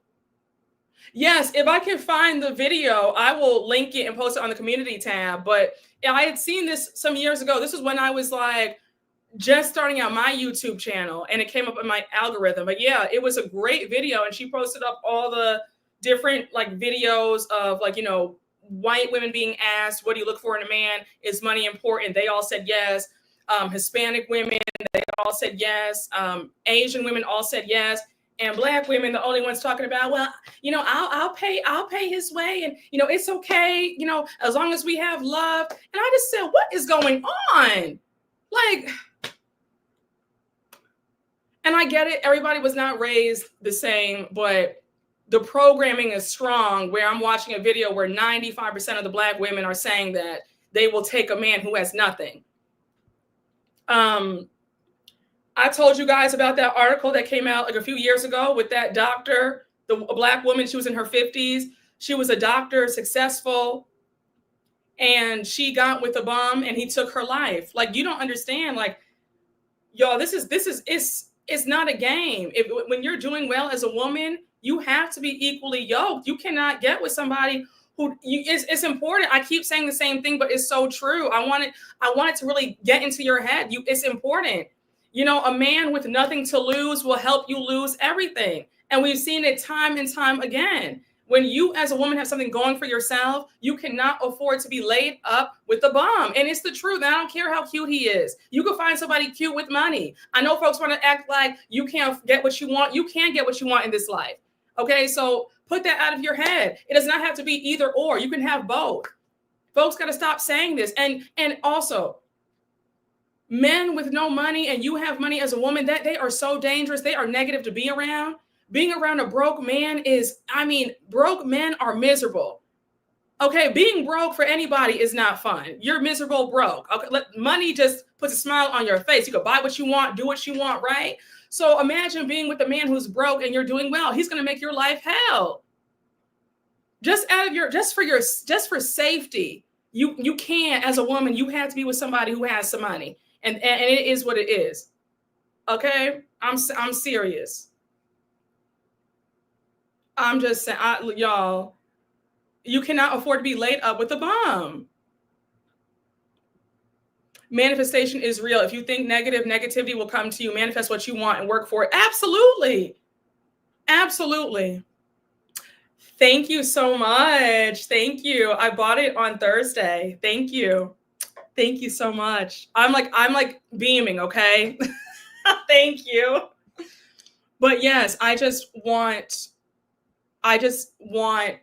need for Black women to know that there is nothing wrong with liking nice things. There's nothing wrong with wanting a man who has something in the bank. There's nothing wrong with security, because the opposite is dangerous. Like, y'all, please, y'all, the programming, the brainwashing has to stop. And I'm tired of Black women feeling like they have to take crumbs. You don't have to accept what you don't want to accept. Okay? It's just like, I'm just tired of hearing these horrible stories of women being unalive because they were laid up with a bum. It's terrible. It's dangerous. So, you know, I mean, I was really upset when Iyanla Van Zandt, you know, and we could, there's a discussion that needs to be had about her too, because she's very male identified, very, you know, she's very much ride or die, you know, for, you know, we know her, she's very much, you know what I want to say. She's very much an older pick-me. And when she was advising women, successful Black women, to get with bus drivers, I said, this is This is absolutely insane. Like it's crazy. Ebony K. Williams was absolutely correct when she said, I'm not dating a bus driver. My net worth is $3 million. I'm not dating a bus driver, period.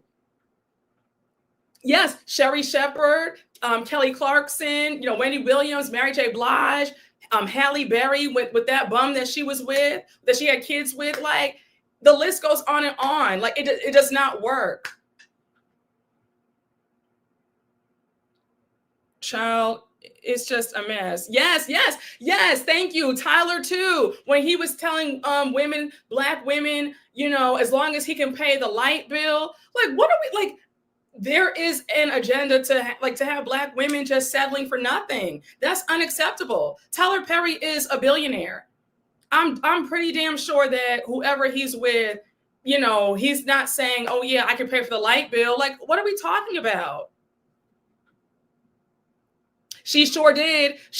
Let's talk about her. Sherry Shepherd says she married her second husband because she was desperate and horny. And the gag is, he made her wait for marriage at their big ages, talking about he was born again or whatever. But he did that because he had ED. He couldn't even get it up. So she said, I did all that and we didn't even have sex in the marriage. That man was a whole user and a grifter. He was a con artist. She let desperation and horniness take her out. I would have said no. Respectfully, I would have already known that was fishy. I feel like at her age, she should have been like, we're a little bit too seasoned to be talking about waiting. Neither one of us are virgins. So what do you mean we're waiting again? It would have been like, does it work or not? That would have been a red flag. Like, if I would have been like, girl, I would have been like, that's a red flag to me. I would have peeped game. And the whole time he lied to her, saying that he had this big job. And the whole time he was unemployed. And she made him her manager. She married a bum. And I think he gets $20,000 from her a month in alimony or whatever. A hot mess. Yes, let's not forget how we got her to pay child support for a child that's not biologically hers. Yes, she's paying that child support and alimony. I think he gets paid $24,000 a month. A bum. I would be sick to my stomach. I cannot. I'm just, listen, y'all. I know people think that I'm being dramatic, but I'm so serious. Desperation is destruction. Desperation will wipe you out. It will take you out, y'all. There is nothing good that comes from being desperate.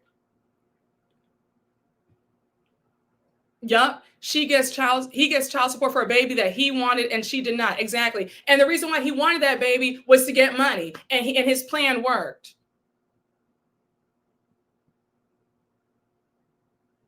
Oh, thank you so much, Brooke. I'm obsessed with your lives. You have such a beautiful spirit. Thank you. Child, it's just a mess. Oh, I've said that too. I've said this: Black women have to be open to dating non-Black men if they want a greater pool. Oh, absolutely. I've said that. I've shouted that from the rooftops.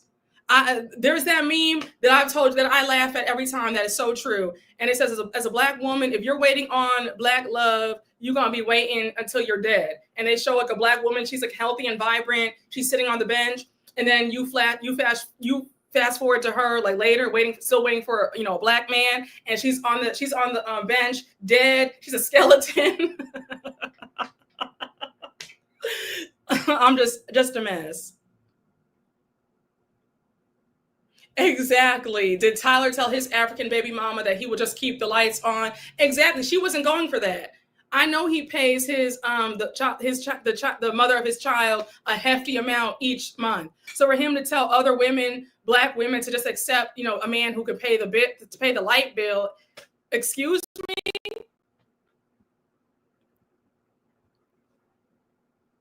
Child.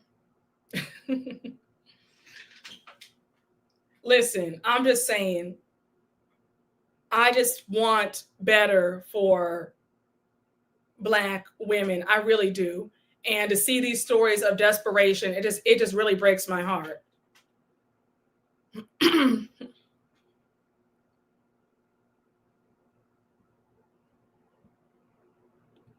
I see it now, Brooke. That's why I'm following your advice. Oh, well, I'm happy to hear that. Like, I'm really happy to hear that.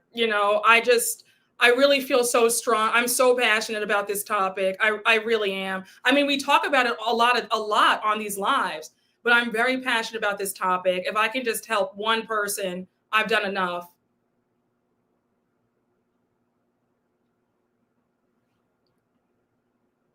I just think that there's definitely some programming going on, when we're hearing, influential Black celebrities encouraging Black women to take crumbs, there's a problem.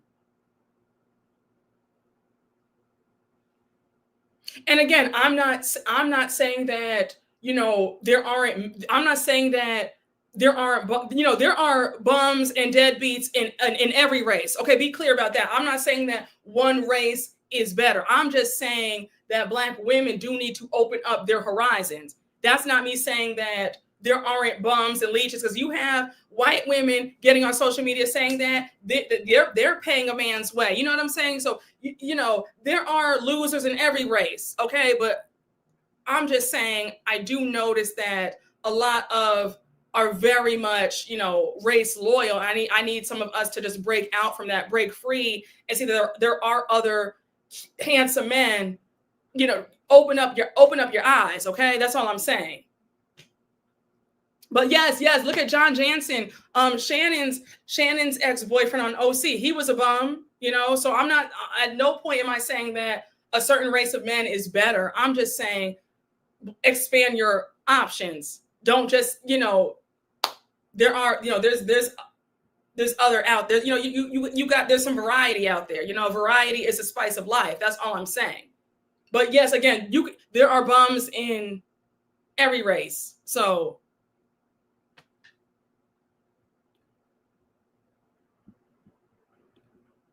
hey, LCM 1983, thank you for the super chat. This is because Black women are getting the degrees, starting businesses, and making all the money. The gender roles switch. The men are looking to be taken care of. Shaking my head. Yes, I do feel like that is playing a part, but I feel like, listen, I'm not going to hold back on what I'm going to say. I'm saying this respectfully. It just feels like there's a lot of desperation where some, I'm not going to say all, some are leading with, I can take care of a man, don't worry about it, baby. I got you, that ride or die spirit. I'm not saying it's all. I'm saying that some, have that spirit of, I got you. Because think about this. The whole Remy and Papoose situation. Remy is now revealing that she was the breadwinner the whole entire time and she was tired of it. Now, we already knew that, but Remy was proud to be the breadwinner. She was proud to, take care of her man, and I saw another creator make a great point about the real reason why he stuck with her while she was in jail was because she was still paying the bills while she was in jail. So, child, all I'm saying is it is not a crime. There is nothing wrong with you wanting stability and wanting somebody to have what you have or more as a woman, especially as a Black woman. Okay. If you're a Christian, I'm like, for my Christian girlies, if you believe that the Lord loves you, then you know that he wants the best for you, right? Okay. Jesus did not die on that cross for you to be laid up with a bum. He did not die on that cross for you to be with a man who only has 2 outfits and 2 nickels in his pocket. Okay. So, he wants to give you life and give you it more abundantly. All right. So I just need for everybody to pick up their self-esteem, pick it up off the floor, and let's do better.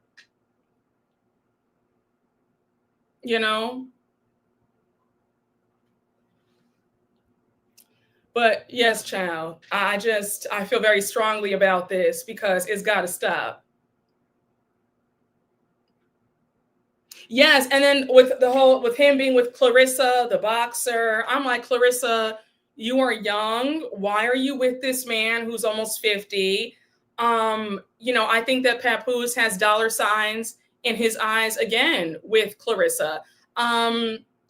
I think that Clarissa is, I'm not trying to be mean, but Clarissa gives me that this is her, that Papoose is her first boyfriend. Clarissa's giving me that guys never checked for her. So now she's happy that a man is giving her some attention, because there's no reason why you're with a man who's still legally married and doesn't really have any money, and you have all this money as a boxer, and it's like you're paying his way. I think that Papoose is, I think that he enjoys women who take care of him. And Clarissa, I really hope that she does not get pregnant, because yes, I agree with you. He will want child support. I agree.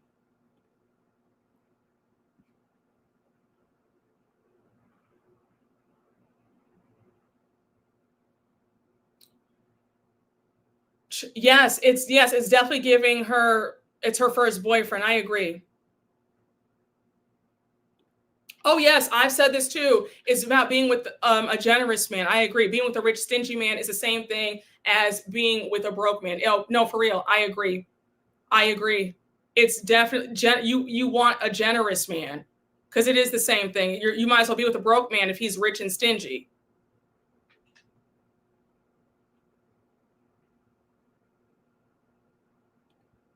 I started dating a welder. All the bills are paid. Sometimes we need to look outside the white collar professions. Yeah, I mean, listen, I'm with you. I think that if the man is generous, no matter the profession, I think you'll be in for a treat. And I'm happy to hear that too. Yes, Pap is living the soft life. He is living his soft life. Yes, a stingy man is worse than a broke man. Oh, absolutely, 110%. That is, yes, absolutely. Yeah, no, I agree with that. I agree with that. Yeah, yeah, he's not even divorced yet. Yep. Clarissa's situation definitely gives that Pap is her first boyfriend love. She won't even see what's coming. I agree. Jennifer from Basketball Wives, what the F girl? No, I know. That whole thing, I'm like, Jen, when that crashes and burns, you're going to feel so dumb.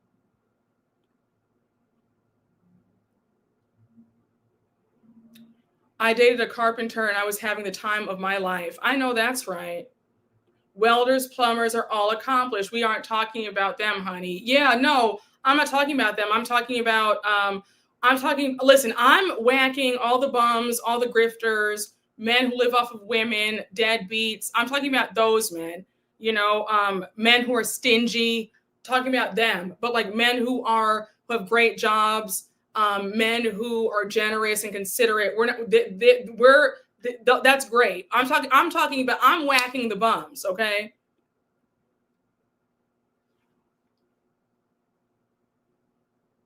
Child married to a whole scammer. She won't realize until she ends up being scammed next. Well, yeah, well, she was already scammed by that.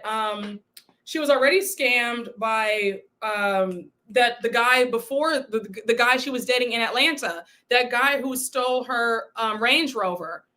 She's only picked and then when she was dating what's his name, Tim, Miss Robbie's son, the one who's in jail for life because he unalived his nephew for the insurance money. They had that show on OWN, Miss Sweetie Pies or Sweetie Pies. So Jen has always had a horrible eye for men.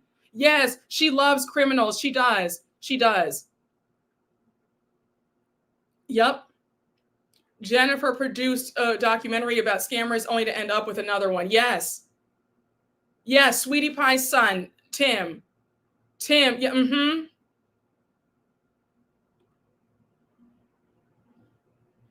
Yes, Tim with the big old childbearing hips. Yes. Yeah, Jen was with him. Jen was with Tim. Yep. Why isn't Jen on Love After Lockup? Child, she might be. Oh, I'm happy you're in here. I'm happy you caught the live. I never faltered Mama Joyce to be as protective as she was of Candy's wealth. I will say, I guess Candy and Todd are like the only exception. One of y'all asked me, Do I think it will last? I mean, so far it's lasting. I still have my, good eye out on that, but like they're like the only exception I feel to the rule. I feel. Yes, Mr. Hips, child. And he had no personality. He was so weird on the show. And then him and Jen together, I was like, what kind of couple is this? Candy was smart, though. She refused to get married without a prenup, and he does work. That is true.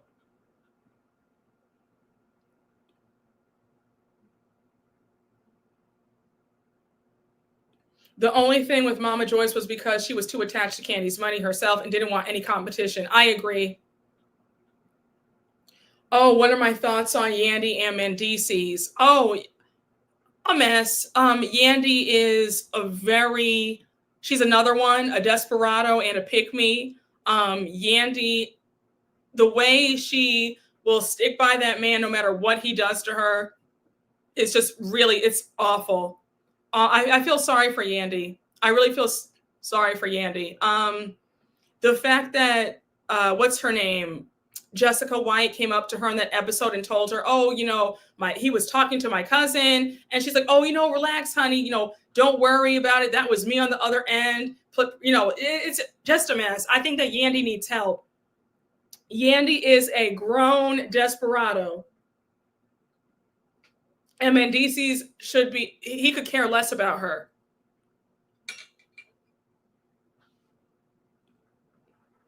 Hey, Monique W., thank you for the super chat. I said it earlier, be wary of blue collar guys. They get resentful if you make the same money they do with an easier job. Find a secure and generous man, never settle ladies. Thank you for the tip, Monique W. I appreciate that.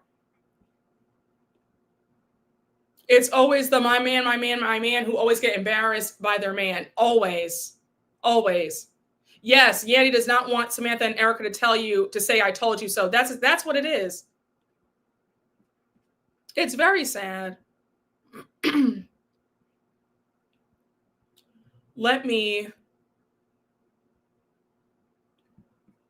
Miriam. Thank you for the super chat. I will ask again, what if he really is in need? Are you referring to a man asking a woman for money? If he's really in need, he will go get a job. He should not be asking a woman for money. If that's what you're referring to, that's my answer. Let me know if that's what you were talking. If you were talking about something else, then I apologize. But yeah, if this is about a man asking a woman for money because he's in need, he needs to go get a job. Also, I was taught that a man doesn't need a woman's help. So, yeah. Even I don't care. A man with a sob story is not your man. Just so a man with a sob story is not your man. So I don't care if he gives you the saddest story you've ever heard. You need to say, shout out to everybody. I had fun.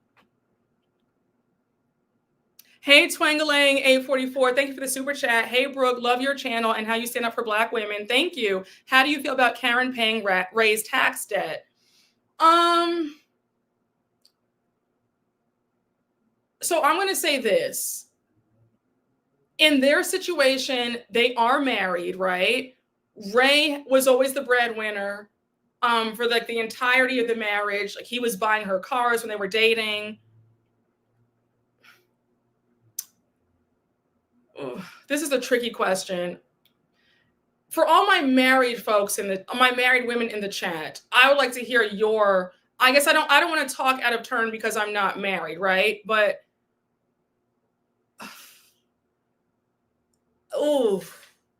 I'm torn on this. I feel like that's why Karen has resentment towards Ray now, because remember, she did throw it back in his face in season 6 that she paid for that tax debt. No, season 5 that she paid for his tax debt, and she was pissed about that. So I think that even in a marriage, again, for all my married women, just talk to me. Let me know. Maybe I'm off base, but I feel like I think there should be limits to that too. But I guess it's a bit different when you're married, but like, I don't know. You have me stumped. But I will say that I think that Karen still carries resentment for paying that tax debt, which goes back to my original point about women not giving men money, you know, even in a marriage, because Karen was really pissed about that. I'm okay. My married women, just talk to me. Talk. Give me your thoughts on this super chat right here. Thank you for your super chat. Hey, YY, thank you for the super chat. These guys are bold AF with no shame. How dreadful. Step it up, women. Yeah, they are bold. They're bold and have no integrity. Hey, thank you, YY, for the super chat. Brooke, we need you to do a mini dating tips video. Let's do it. Let's do it. I'm not opposed to it. Hey, Paula, PJ, the house chicks, Johnson. Thank you for the super chat. Wait, no, for that. Okay. So I'm reading. These are from, he fell on hard times and they were married. You can't blame Karen for picking up some weight after she gained some money. You also can't fault her if she chose to leave. Yes, those are my thoughts. Okay. I'm okay with that scenario because she was living off all those funds that those taxes came from. Okay. Yes, support is mutual and flowing as needed in marriage. I'm going on 10 years married. I currently work part-time and husband supports me. I would do the same if he needed to leave a toxic job. Okay, I appreciate. Thank you guys. That's reciprocity. That's reciprocity for me. He looked out for her and she paid it back. Okay.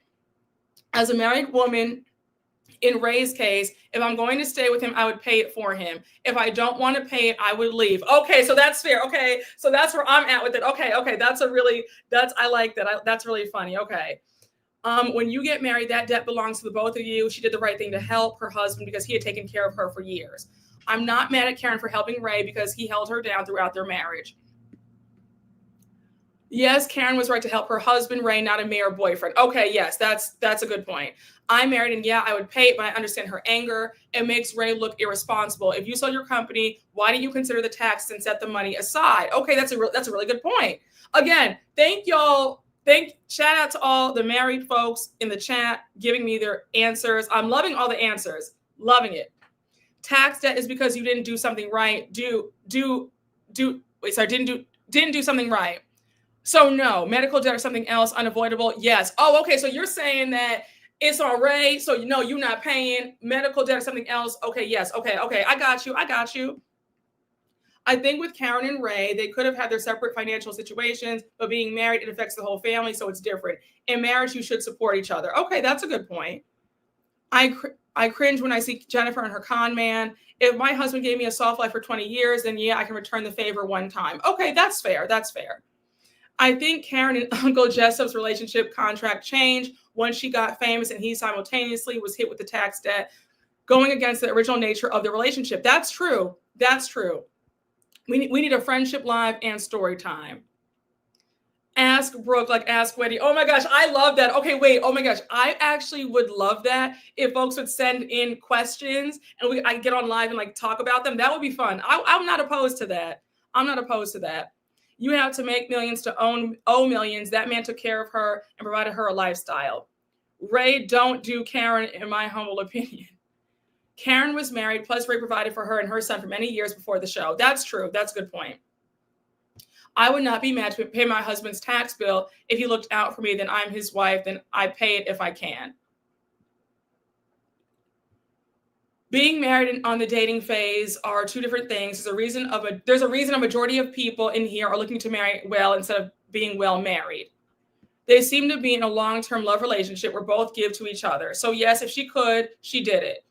It also is to benefit her to keep her house and lifestyle. That's a good point.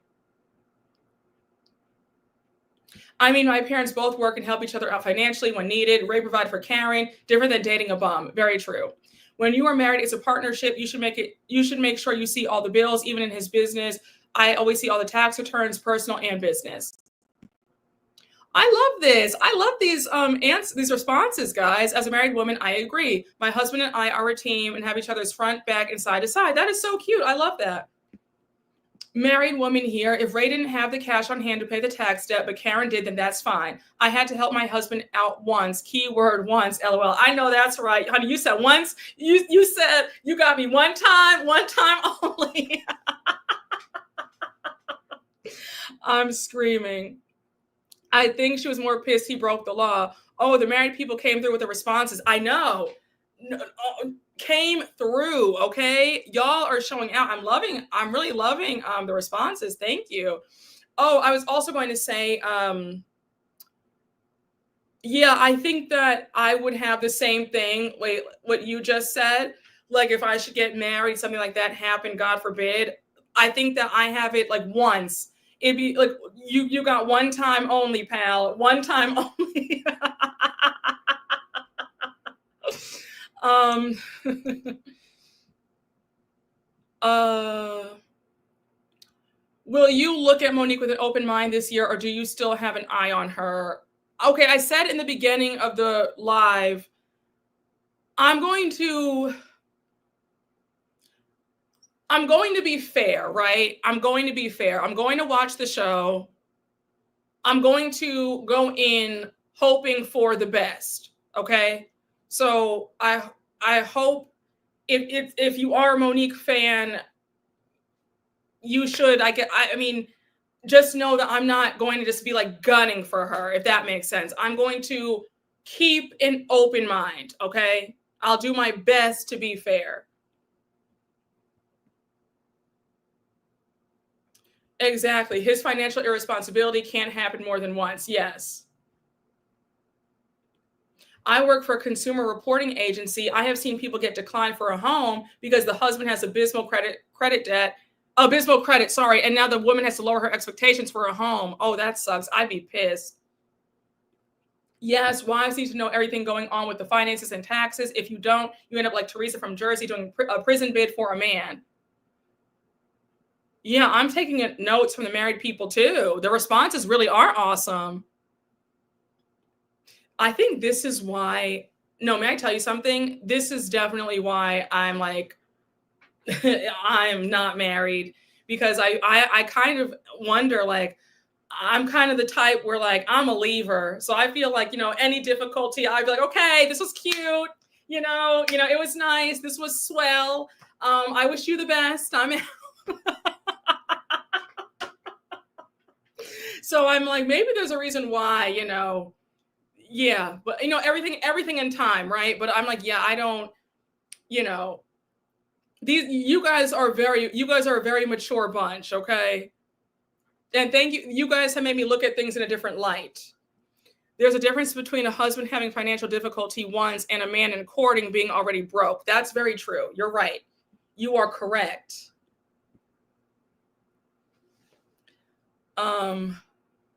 Jesus, if you think dating in America is bad, the girls in Australia are here dating, accepting McDonald's drive-through as dates. Well, they're doing that in America too. A mess. A mess. You said I'm a leaver too. Romance without finance is nonsense. That's very true. Not a shout out to everybody. I have fun marriage. Okay. No, I'm joking. I'm somewhat joking. No, you guys are really sweet in the comments. Thank you. Y'all are very sweet. Right? This was swell. This was fun. Oh, thank you so much. Well, I try to be fair and balanced. I really do. I really try my best. Thank you. What? Here in the Netherlands, they take you on a walk and call it a date? Are you serious? Jesus. You said hope things get better, but bye. I'm screaming. No, I really love I no, listen, I don't want to excuse me, sorry about that. I guess I don't want to like talk out of turn. There have been a few conversations where a few married people have let me know, like, well, you're not married, so you can't talk. They've let me know, like, when I've talked about like other, like Angela and Charles, about how, I don't really care too much for their dynamic, but that's another story. So I just always want to make sure that I, ask the experts, right? Like, nobody knows everything, right? So I wanted to ask you guys, you're the experts, you know better than me. I'm just a single girl out here zipping it and zooing it, okay? So, I can't talk for the married folks because I'm not married. So I wanted to ask y'all,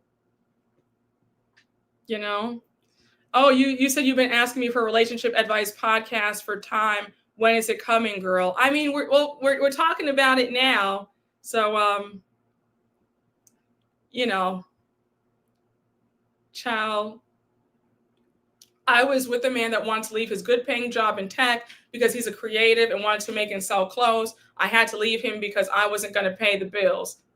Yeah, I mean, listen, follow your dreams, but call me, hit me when hit me when everything is back up again. Because I get you. We're right here.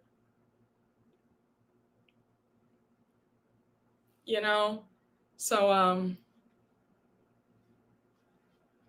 oh, okay. Well, you and I are, I have like a no tolerance policy for infidelity.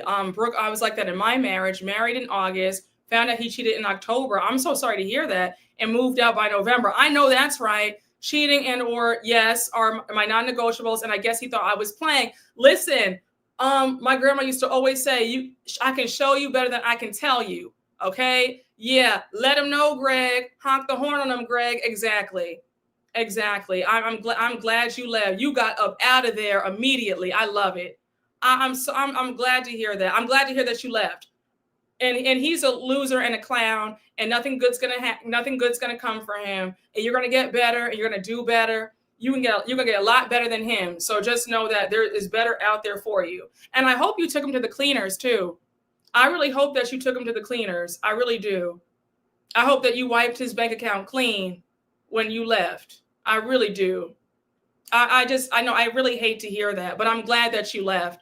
And I've always felt the same way too. That's my non-negotiable. If those happen, it's not even, we're not talking about it. Listen, I know that it's not the same for everybody. A lot of people, some women have that mindset of, all men do that, and, they're going to stand by their man, and it's just a little bit of cheating. No, I don't play that. No. So but no, bravo to you for leaving immediately. And I hope you wiped him out. I really hope you wiped him out.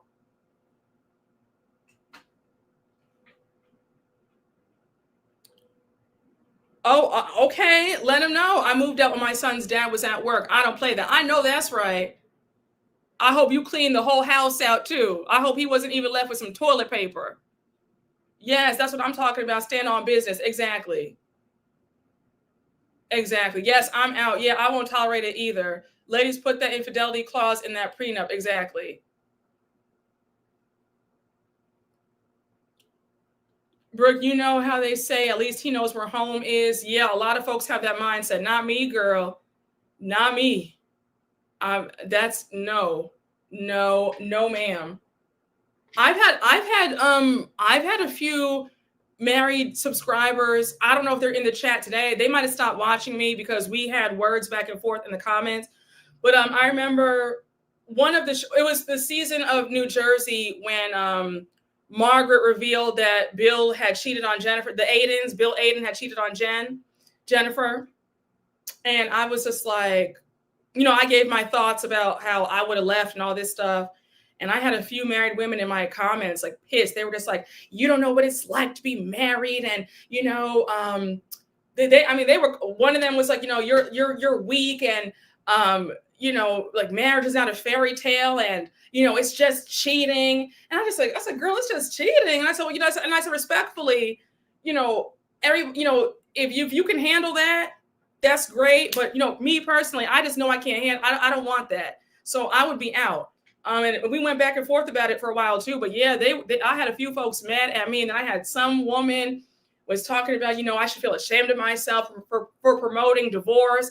And I said, what the, like, I wanted to write back, like, what are you talking about? Well, no, I did. I said, what are you talking about? Like, because I have certain standards, certain non-negotiables.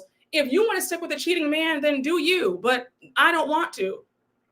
But yeah, so I've gotten some flack from some women who feel like they're going to stand by their man and it's just cheating. It's just, and if that's how you feel, more power to you, but don't get mad at other women who say, well, no, if that happens, I'm out the door. Yeah. Yeah. I know it was, if you go back and, it was the season when Jen Aiden revealed that she was cheated on, that Bill cheated on her with somebody that he was working with. And she went and she said that she didn't want to break up her family. And, I had women telling me, well, no, what she did was admirable. It was commendable. And I said, listen, we all have different opinions, but, I just don't agree, and they had some things to say. They were mad at me, honey. They were mad. And they told me I need to shut my mouth. So I just try to, child, the married women be letting me know, since I don't have a husband, that I can't talk. So I try to just, I try to tread lightly when it comes to that, because folks get real touchy over my opinions. Yes, he broke up the family when he cheated. Exactly. That's what I said. It was absolute nonsense. But they told me that I was promoting divorce, and I how can I, and da-da-da-da-da. And I'm like, well, the man broke up the family when he cheated. Like, what are we saying here? Just a mess. Yes, why would women stay in a bad marriage? Life is short. If it doesn't work, leave. A bad marriage can and will kill you. Yes, it was a pharmaceutical rep, and Jennifer got the girl fired. I remember, and she was proud of it too.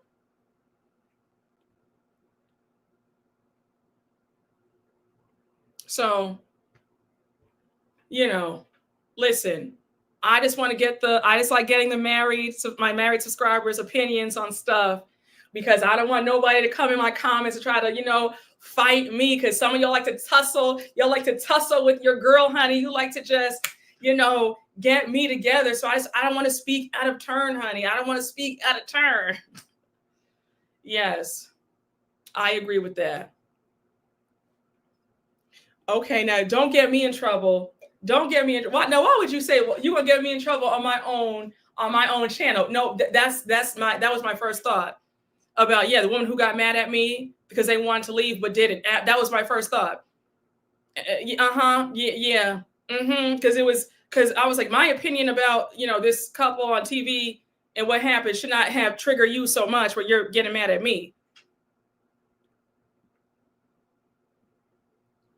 I'm screaming, I spoke when I was single and I talk still. I know that's right. And he's laughing in the back now. I'm screaming. Child. Also, people years ago would tell their daughter having a piece of a man is better than none at all.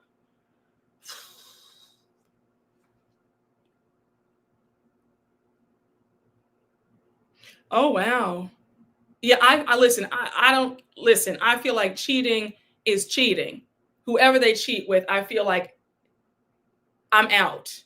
That, like, I just, God bless your friend.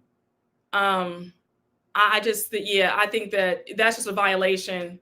You stepping out is it's a violation. God bless your friend. If she wants to stay, God bless.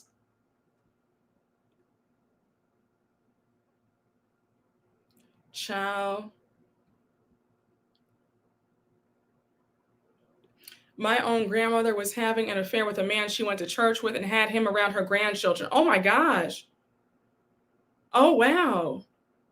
Oh, y'all be telling the tea y'all be telling the tea in this chat and these lives. Now, you're sure that your family doesn't watch me, right? Because I don't want you to get in trouble for spilling your family's tea on my live. Then they're mad at me, and then they're mad at you. So just make sure you tell your family tea. Make sure that you don't have cousins who also watch me. Do you make sure that change your name? You might maybe change your name to like Bob Jones 1234, so they don't know it's because I don't want you to get in trouble. But that's, child, I'm gagged right now. Child, y'all are sitting up here telling all your family business on Sunday. My God. Wait, let me take your comment down. I don't want you to get in trouble. Child. Lord have mercy. Listen. I appreciate all the married people who gave me their opinions. I appreciate y'all. But yeah, I just feel like certain things are a deal breaker for me. Oh wow. My great grandmother was married with 11 kids, but only 4 were by her husband. Oh, oh, scandalous. Y'all are scandalous on this Sunday. My aunt got divorced in private because she didn't want my grandmother to try and convince her to stay. Told her after the ink was dry. That's smart. I've contemplated changing my name and photo because the tea I want to spill sometimes. I'm screaming. Baby, this is the day that the Lord hath made, isn't it? Child, y'all are spilling the tea. Goodness. I've been waiting on your thoughts on this, and I entered the chat. You reading everyone for filth. Who was I reading for filth? I love you right back. What are your thoughts on break babies? No, absolutely not. Absolutely not. Yes, exactly. That's my whole thing too. You know, listen,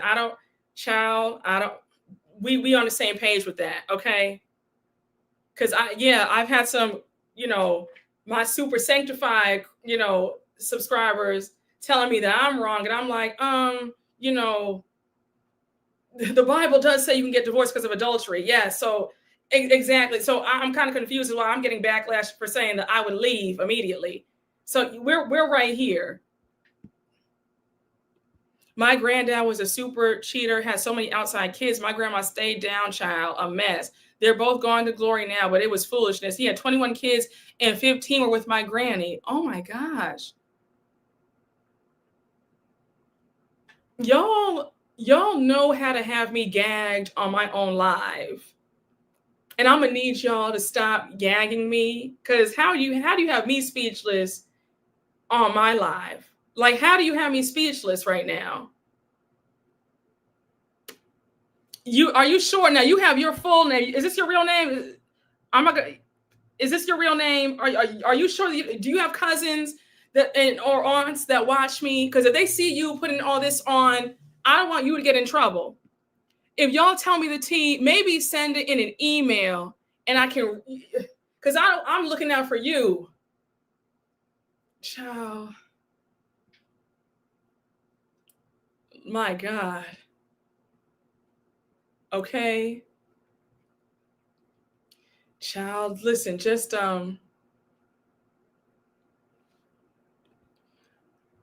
girl, I left a man because he had promised to help me put my new bed together. He kept putting it off. My tolerance is very low. No, I'm the same way about that because you have one time to promise me you're going to do something for me or buy me something and don't do it, I'm out the door because you sitting up there. That means that you're playing around and you think that I'm going to sit there and take that, and I'm not doing that. And men love to play those kind of mind games too. So if a man promises to buy you something, whether if he offers to pay a bill for you and he doesn't do it when he said he would do it, cut him off. He's playing games. He's trying to test how desperate you are. So you did the right thing because I've done the same thing too. You have one time to promise me that you're going to do something for me and you don't do it, I'm out. I don't play those games.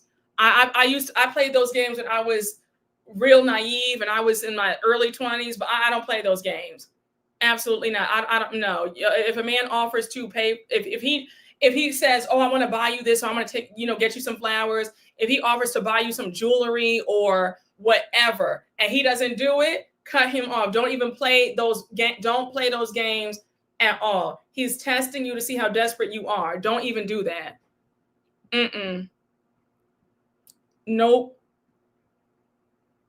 I had an aunt and uncle who divorced after they both cheated. She picked up his car from his side piece house after the divorce, and the side chick didn't say nothing. My God. My God. What could she say? What could the side chick say? She can't say anything. Hey, Pepper Ann, thank you for the super chat. How do you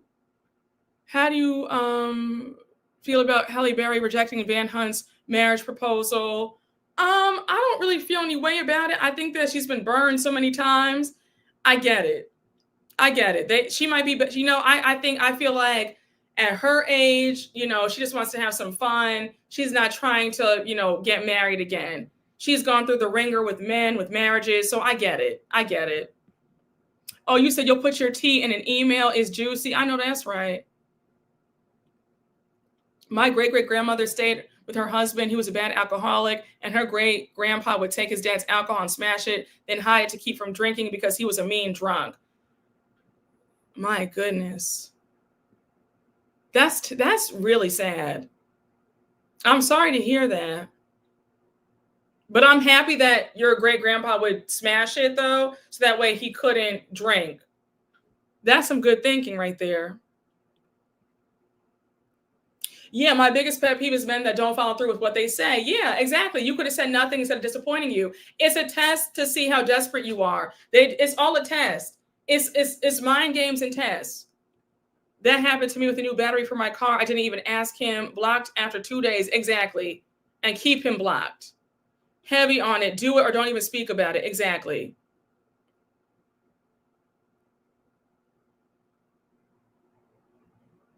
Exactly, Brooke. Hallie just wants a good, strong, D, and a healthy, loving, respectful man.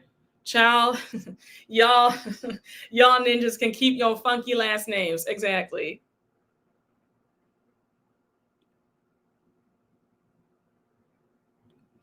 Do I see myself getting married, starting a family with all the horror stories online and in the chat have me worried? I don't worry. I think that I'll be just fine.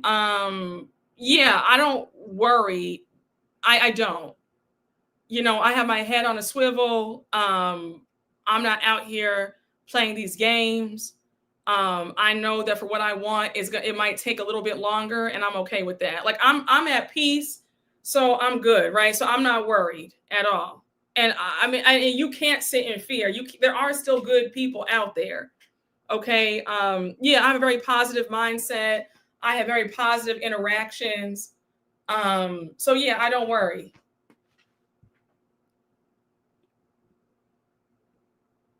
Oh, you're very sweet. Thank you. Yeah, I'm not scared. Like I'm not no, I don't sit and worry. I don't sit and worry. You know, I'm just listen, y'all. I'm just living life. I'm just happy, I'm really content. Life is good. I have no complaints. God is good, life is good. So whatever happens, happens. I'm good. Yes, it's true. Hey, YY, thank you for the super chat. When you express your high standards to others and they get all pressed, they try to shame you into lowering your bar. Stay woke, ladies. Yeah, they do. They do. Brooke, Iyanla said that she would date a bus driver if he treated her well and was good to his mama. Child. But she would also have a prenup if she married the man. The way she acts when it comes to men, I don't know if I believe that she would have a prenup. I really don't. I think that if the right man came along for her, she would get, she would I don't know. I just think that if a man that she deemed was attractive came up to her talking that talk at her age, I don't think that she would have a prenup. I really don't. I really don't. I just don't. Listen, I don't think that anybody needs to be taking any love advice from Iyanla. Respectfully, I don't. I don't. I really don't. Okay. Yes. Yes. A pick me disguised as a therapist. Very much that. Very much that.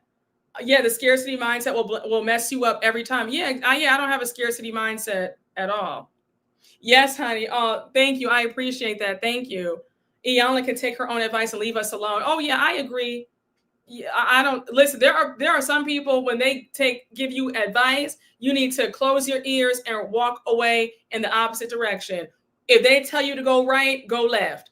Okay. If they tell you to jump, stay put. Okay. Some of these folks are leading you down a cliff.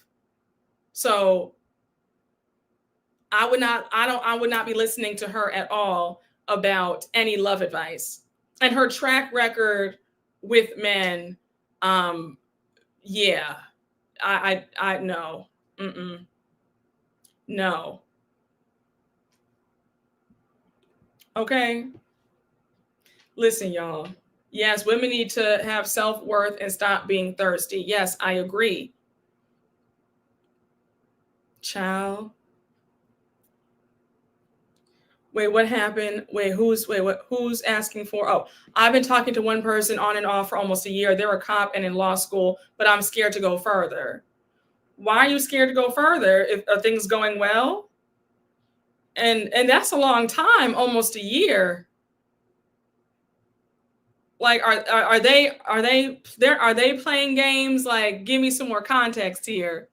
You can't be afraid. You can't be afraid. Well, listen, I'm not going to pry. I don't want to pry into your business. So don't feel obligated to, don't feel forced to tell me your business.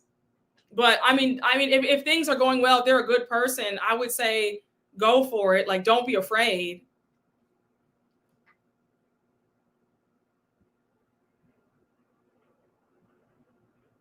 Okay, wait.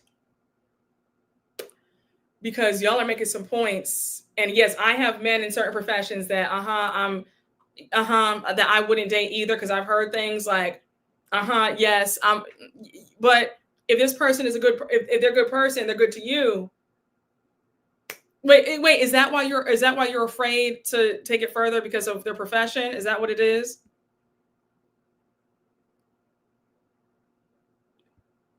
I'm buying just came out a year ago. It's a guy and he's the first male I've ever been into. So dating the same sex is new to me. Oh, okay. Got it. Well, I guess just take it slow then. That's all you can do. Take it slow. Um, well, I guess you have been taking it slow if it's been a year. So, I don't know. How do you feel? Do you feel like it could go somewhere though? Just my thing is, you can't live in fear. Don't be fearful. Like, if things are good, if he's a good person, then, like, I would say jump into it. But I think you're going to have to make a decision soon about if you want to take things further, if you guys have been dating for almost a year.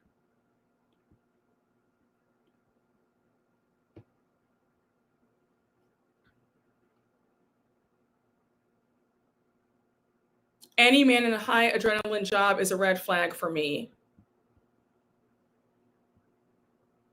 You guys are so sweet. Thank you.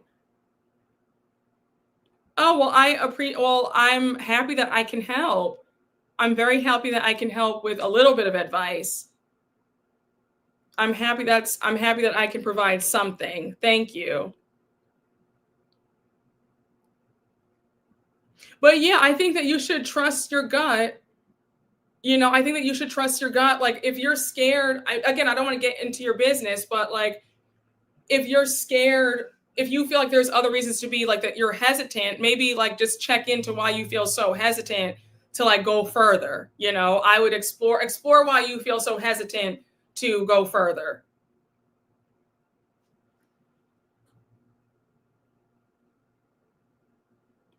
Oh, thank you. Well, I'm happy that you're here. I appreciate you. I'm very happy that you're here. May I just say, I know that I say this all the time, like, not to sound like a broken record, but I really enjoy our live chats. Like, we always have a very good conversation. And I think that I really have, like, the best subscribers. I know that sometimes we'll tussle every now and again, but I think that it's a really great, I really enjoy the lives. Like, it's just fun. You guys make it fun. Just really phenomenal, and I'm just very grateful. I'm very appreciative, and yeah, I don't take this for granted at all. It's been a blessing. I'm coming up on 6 years on YouTube.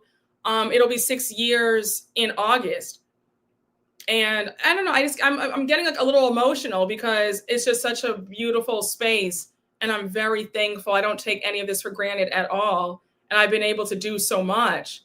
And I've been so blessed. And you guys have, I wanted to tell you the other day, you all have blessed me tremendously. Because there have been times where, like, I've been maybe like down or something, and like you guys have picked up my spirits, you know. So you guys have just said a lot of beautiful things, and I just really appreciate the love and support. So I just want to tell you guys I'm very appreciative for you all as well. Yes. Well, yes, you remember when I would break out the balloons for each 1,000 subscribers? Yes, yes. Well, the Party City closed down. So I mean, I had to find a place to get balloons, but I do want to go back to doing the balloons when I would get new subscribers. But yeah, I really do appreciate you guys a lot. And I just wanted you guys to know that. So yeah, I mean, this is a great conversation. Oh, thank you guys. You guys are very kind. I really appreciate you. I really do. You've definitely helped me adjust my standards. I love listening to you and reading your tweets. Oh, thank you. Well, I'm happy. I'm really, wow, that really means a lot. That really means a lot. Yeah, Party City went out of business. They went out of business like in February, I believe. And so the Party City, I have like 2 Party Cities by me. One of them I think is already closed down. And then the other one, I think that they're doing a going out of business sale. But like, yeah, I want to get the balloons, start getting balloons again. Yeah. I'm just so, I love you right back. Yeah, I'm so upset about Party City because that's where I got my balloons from. So, oh, wow. You found my channel when I interviewed Preston. Oh, wow. From Summer House Martha's Vineyard. Yeah, it'll be 6 years in August. Yeah. We have a little bit of skin in the game. Order you some online. Oh, and get a small balloon pump. Oh, that's so cute. Okay, maybe I'll do that. I'll definitely do that. Your gut and intuition are your survival instincts. If you have a bad feeling about him outside of your fear of leaving your comfort zone, listen to it. Protect yourself, but don't act out of fear. Yes, that's the best advice. That's really great advice. I agree.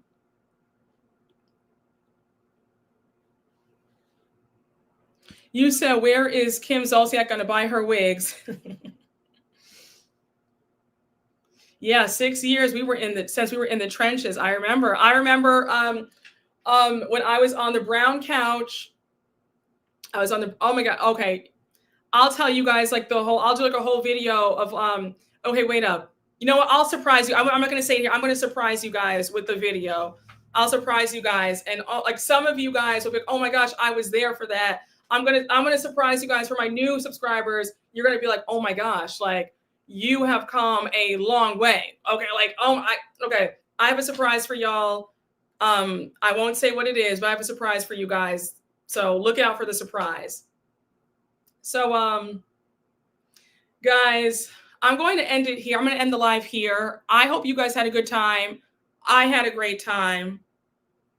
And we always have a ball, okay? Wait, did I miss any super chats? Just want to make sure that I didn't. Oh, okay. Hey, LCM 1983. Thank you for the super chat. Brooke is not scared, honey. She's doing it. Yes, honey. I sure am. Okay. I'm gonna close it out here. I had fun.